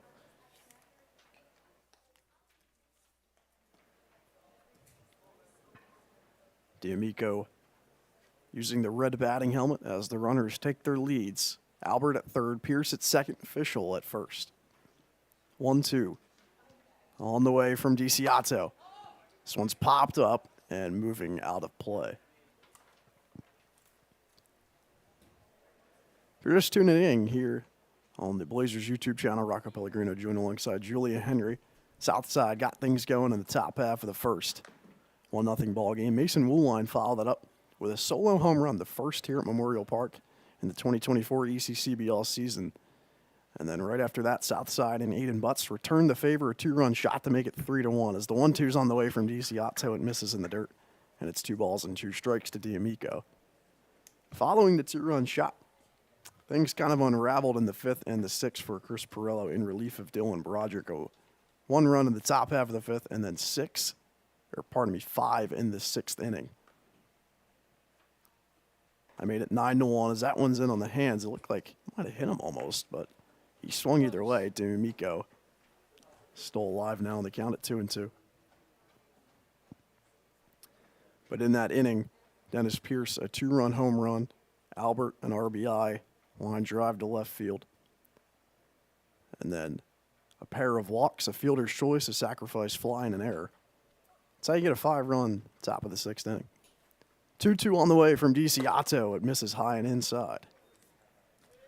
So early 0-2 count worked all the way back up to a full count by D'Amico.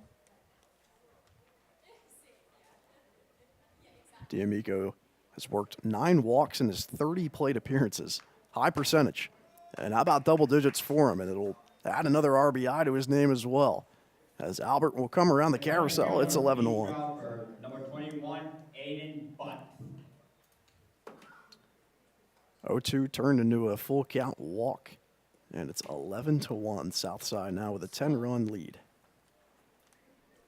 Now that mercy rule is in effect. Correct. So the Blazers would still have to bat in the bottom half of the seventh and then not score if the current lead holds. If they do score, then it would go to the continue. eighth. We would. So it's Aiden Butts at the plate, who had the second home run of the game. Sorry, I almost lost track of the home runs. Butts 2 for 3 on the night with 2 RBIs and 2 runs scored and a walk. He's ahead of the count at 1-0 as DiCiotto, the lefty, fires and it misses outside. Harar able to control it. I mean, they always say things come in threes. You know, I don't believe in a lot of superstitions, but that's one I like. I'm a fan. No home runs, 3 tonight. Why not? 11-1 ball game. The bases loaded. Nobody out here in the seventh. 2-2 or 2-0 offering from DiCiotto misses upstairs. And the count 3 balls and no strikes to Butts. DiCiotto struggling with the command here. That's unfortunately been an issue. Started the inning with 5 straight walks now. And make it 6. That pitch misses inside in the dirt. And Pierce will come around. He'll touch home plate, and it's 12-1. Right fielder to field, number 44, Jacob Rivera. And DiCiotto with 6 walks issued, 3 earned runs, and it is 12-1. Mike Fitzgerald will come out to talk on the mound. A new pitcher will enter the game. Stay with us here on the Blazers YouTube channel, as we'll tell you about the next pitcher when we find out who it is.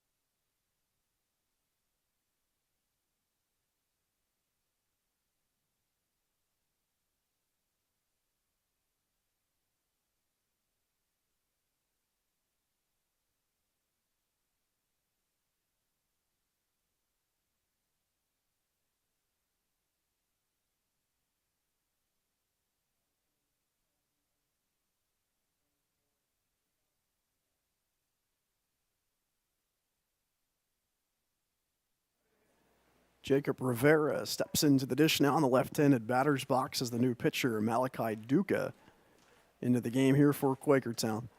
Bullpen has been kind of beat up if you're just tuning in here, as this one's chopped right back to the middle. Charging in his Ribbon, the third baseman. His throw to first is not in time.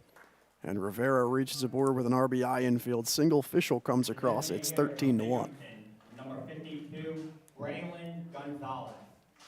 I mean, not a walk. I'll take Yeah, it. that's true. 6 straight walks, call to the bullpen. After that, DeSiato's night ended. Duca comes in. I'll take a first pitch swing and a close play. So now it's Dally, the left-handed hitter, at the plate as this one skies off the glove of Herrard. He's able to control it off of the backstop. Check that, it's Gonzalez, the guy that came in to pinch run back earlier in this game. And now he's at the dish.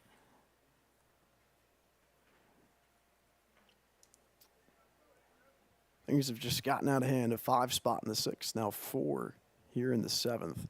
Still nobody out. 13-1 ball game as Duca delivers. Pitch misses outside. It's 2-0. And the bullpen has just been beat up, unfortunately, for Quakertown. Cody Barbario, who started off really well, unfortunately got injured throwing in the pen, warming up a couple weeks ago. He hasn't pitched since. Swing and a miss there from Gonzalez. Count 2-1.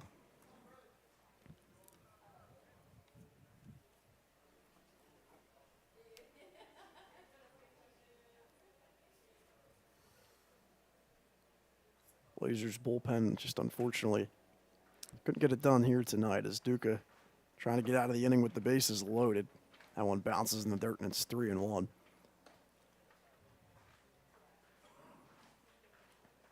Things kind of all started when it was a 3-1 ball game, a fly ball out to left field where Matt Curtis tried to dive. Unfortunately rolled all the way to the wall, not able to get it, and then a throwing error where the ball went out of play. Basically resulted in an inside the park home run. It was a triple charge to an error as well. Count now full as Duca finds the zone.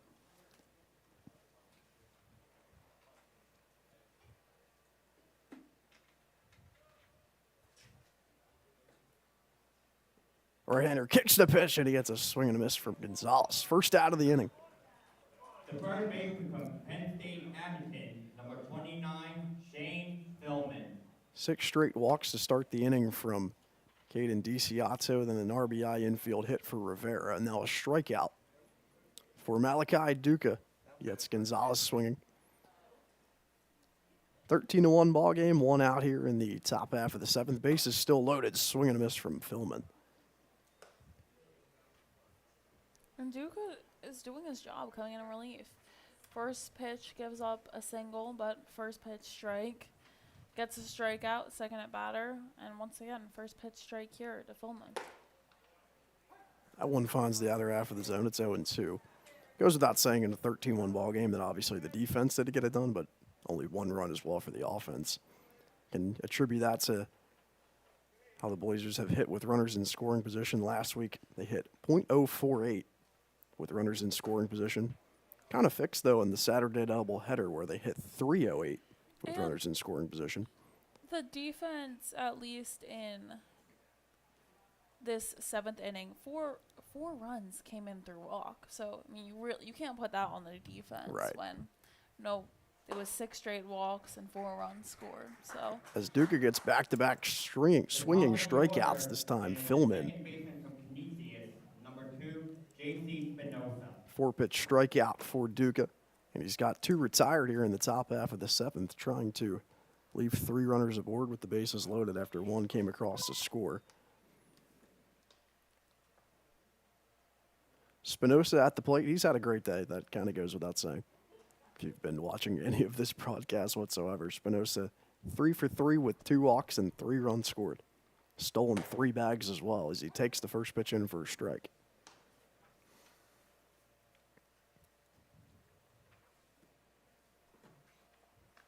Spinoza leads the team in walks. He leads the team in stolen bases, just supporting that lead here tonight. Bases juiced with D'Amico at third, Butts at second, and Rivera at first as that one misses to Spinoza. Count even at 1 ball and 1 strike to the second baseman.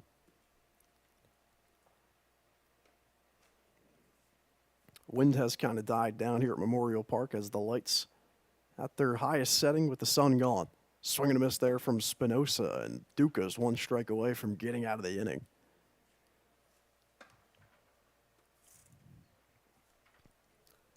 Southside starter in this game, Ashton Johnson. One would think his day's probably done, as he's gone 6 innings, 75 pitches, but he's been sitting for a long time, to say the least. 1-2 with 2 gone. In there for a backwards K. Duca gets 3 strikeouts after allowing an infield hit, and he strands the bases loaded coming in relief. So 13-1, the Blazers will need 3 runs to continue this game in the bottom half of the 7th. Stay with us here on the Blazers YouTube channel.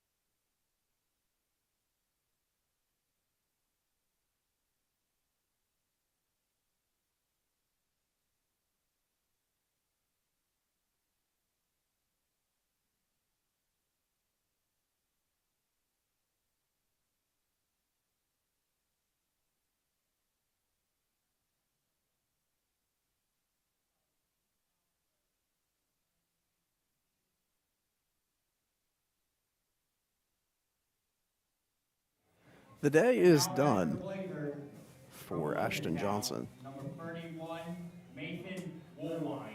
Day is done for Ashton Johnson. 6 innings pitched, 5 hits, 1 run. It was earned, a walk and 6 Ks. That's his final line.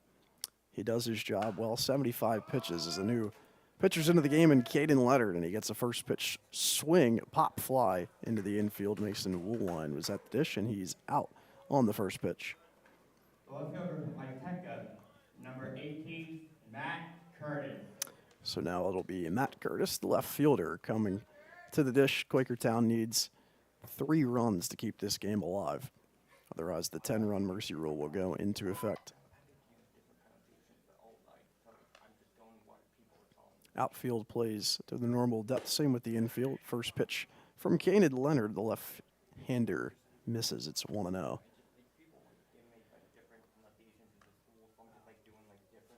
Curtis 0 for 2 with a strikeout.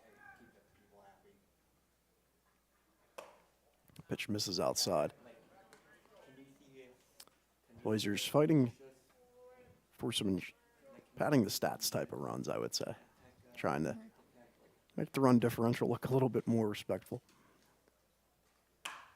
This one's hit hard out to left center into the gap. That's going to be an extra base hit. Curtis on his way to first. He takes the turn heading for two. It rolls all the way to the wall. Butts controls it there. And taking a tumble into second base is Curtis. And he really didn't need to. And he's sharing a laugh now with the second baseman. And he gets up onto his feet. It looks like he just tripped, or maybe something just kind of gave out there as he quickly rounded in a second and really fell into the bag. Either that or he thought it was going to be a close play, and I'm not really sure. But he had a chance at three. From Juniata, number 68, Logan Sig. So now it'll be Logan Sig coming in to pinch hit. Sig had an eventful week last week, 2 for 13, but he had 3 RBIs that led the team in the 5 games for the Blazers last week. Swings at that offering and misses. It's 0-1. Kovac taken out of the game. He was 0 for 2 on the night, so that will end his 2-game hitting streak. Curtis stands aboard on second with some heavy dirt on the jersey and pants after taking a tumble in his second as Sig takes that pitch in for a strike. It's 0-2.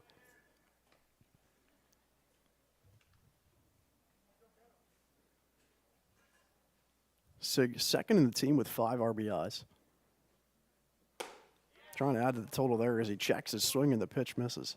Then they defer to the field umpire, And there's Matt Carter.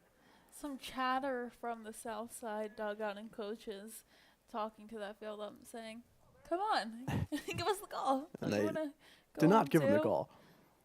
So Logan Sig down on the count at 1-2, and he swings and misses at that offering. A golf-looking swing. He's down on strikes.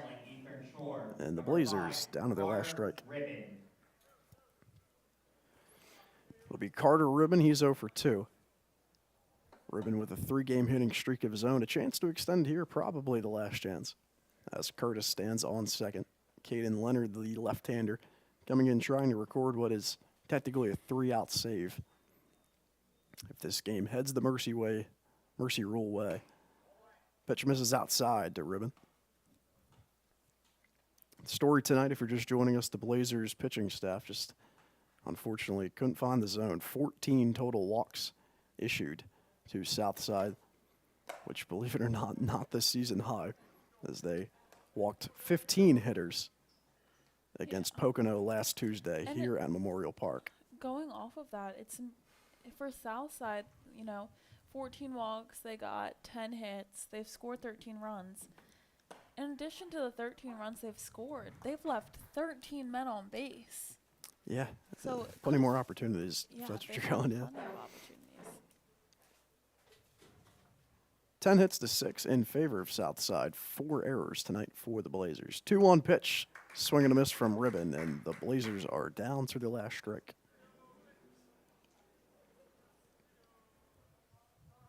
First pitch came at 7 p.m., currently 9:34 p.m. on this Tuesday night, as Caden Leonard tries to get the 3-out save. The 2-2 pitch, he gets a swing and a miss, and that will do it.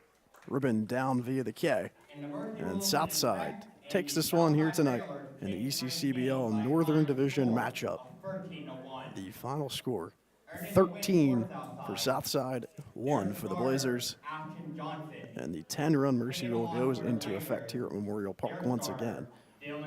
As the Blazers drop to 6-10 on the season, Southside improves to 11-5, still atop the Northern Division in the ECCBL.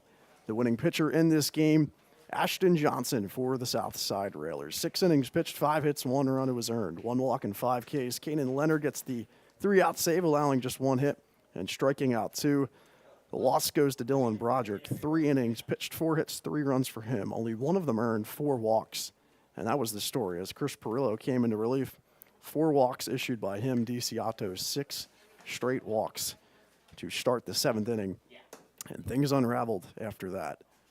So Southside takes this one 13-1. Julia, any final thoughts as the Blazers will next be back at home against the same very team, Southside Railers, on Thursday at 7 p.m.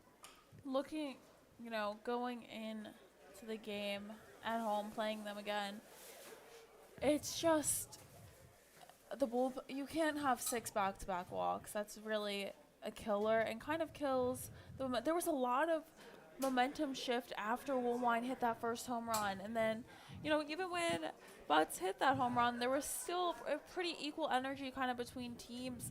But just the walks. I think that's my takeaway from this game. Defensively, there was 4 errors, but some of them they weren't. There were just some questionable calls, like diving on a ball that you probably should have stopped with 2 outs, kind of things. Not the worst errors, but I think the key to the Blazers is eliminate Thursday against Southside under 10 walks. Yeah, I like that goal. Quakertown will be back in action on the road tomorrow against Pocono, a team that they're battling for that 3rd position in the ECCBL Northern Division. So big game there. As Quakertown tries to battle back into a playoff spot, we're now across the halfway point of the 2024 season, which is kind of crazy to say. But unfortunately, Quakertown drops to 6-10 and now 1-7 here at Memorial Park. Just hasn't been their day here at this field that we are talking to you with on this broadcast. So we thank you for joining us here tonight, where we saw 3 home runs. The first home run in general this season for either team between Quakertown and any opponents, from Mason Woolwine and then Aiden Butts and Dennis Pierce. Added 2 of their own for Southside, the first of the season for Butts and the 6th of the season for Dennis Pierce. So we'll be back here on Thursday when Southside travels back to Quakertown, trying to build off this momentum-building 13-1 victory. We thank you for joining us there on the Blazers YouTube channel here tonight on this Tuesday evening at Quakertown Memorial Park. Time of game just above 2.5 hours. So from Julia Henry and Rocco Pellegrino, we will see you on Thursday night. Signing off.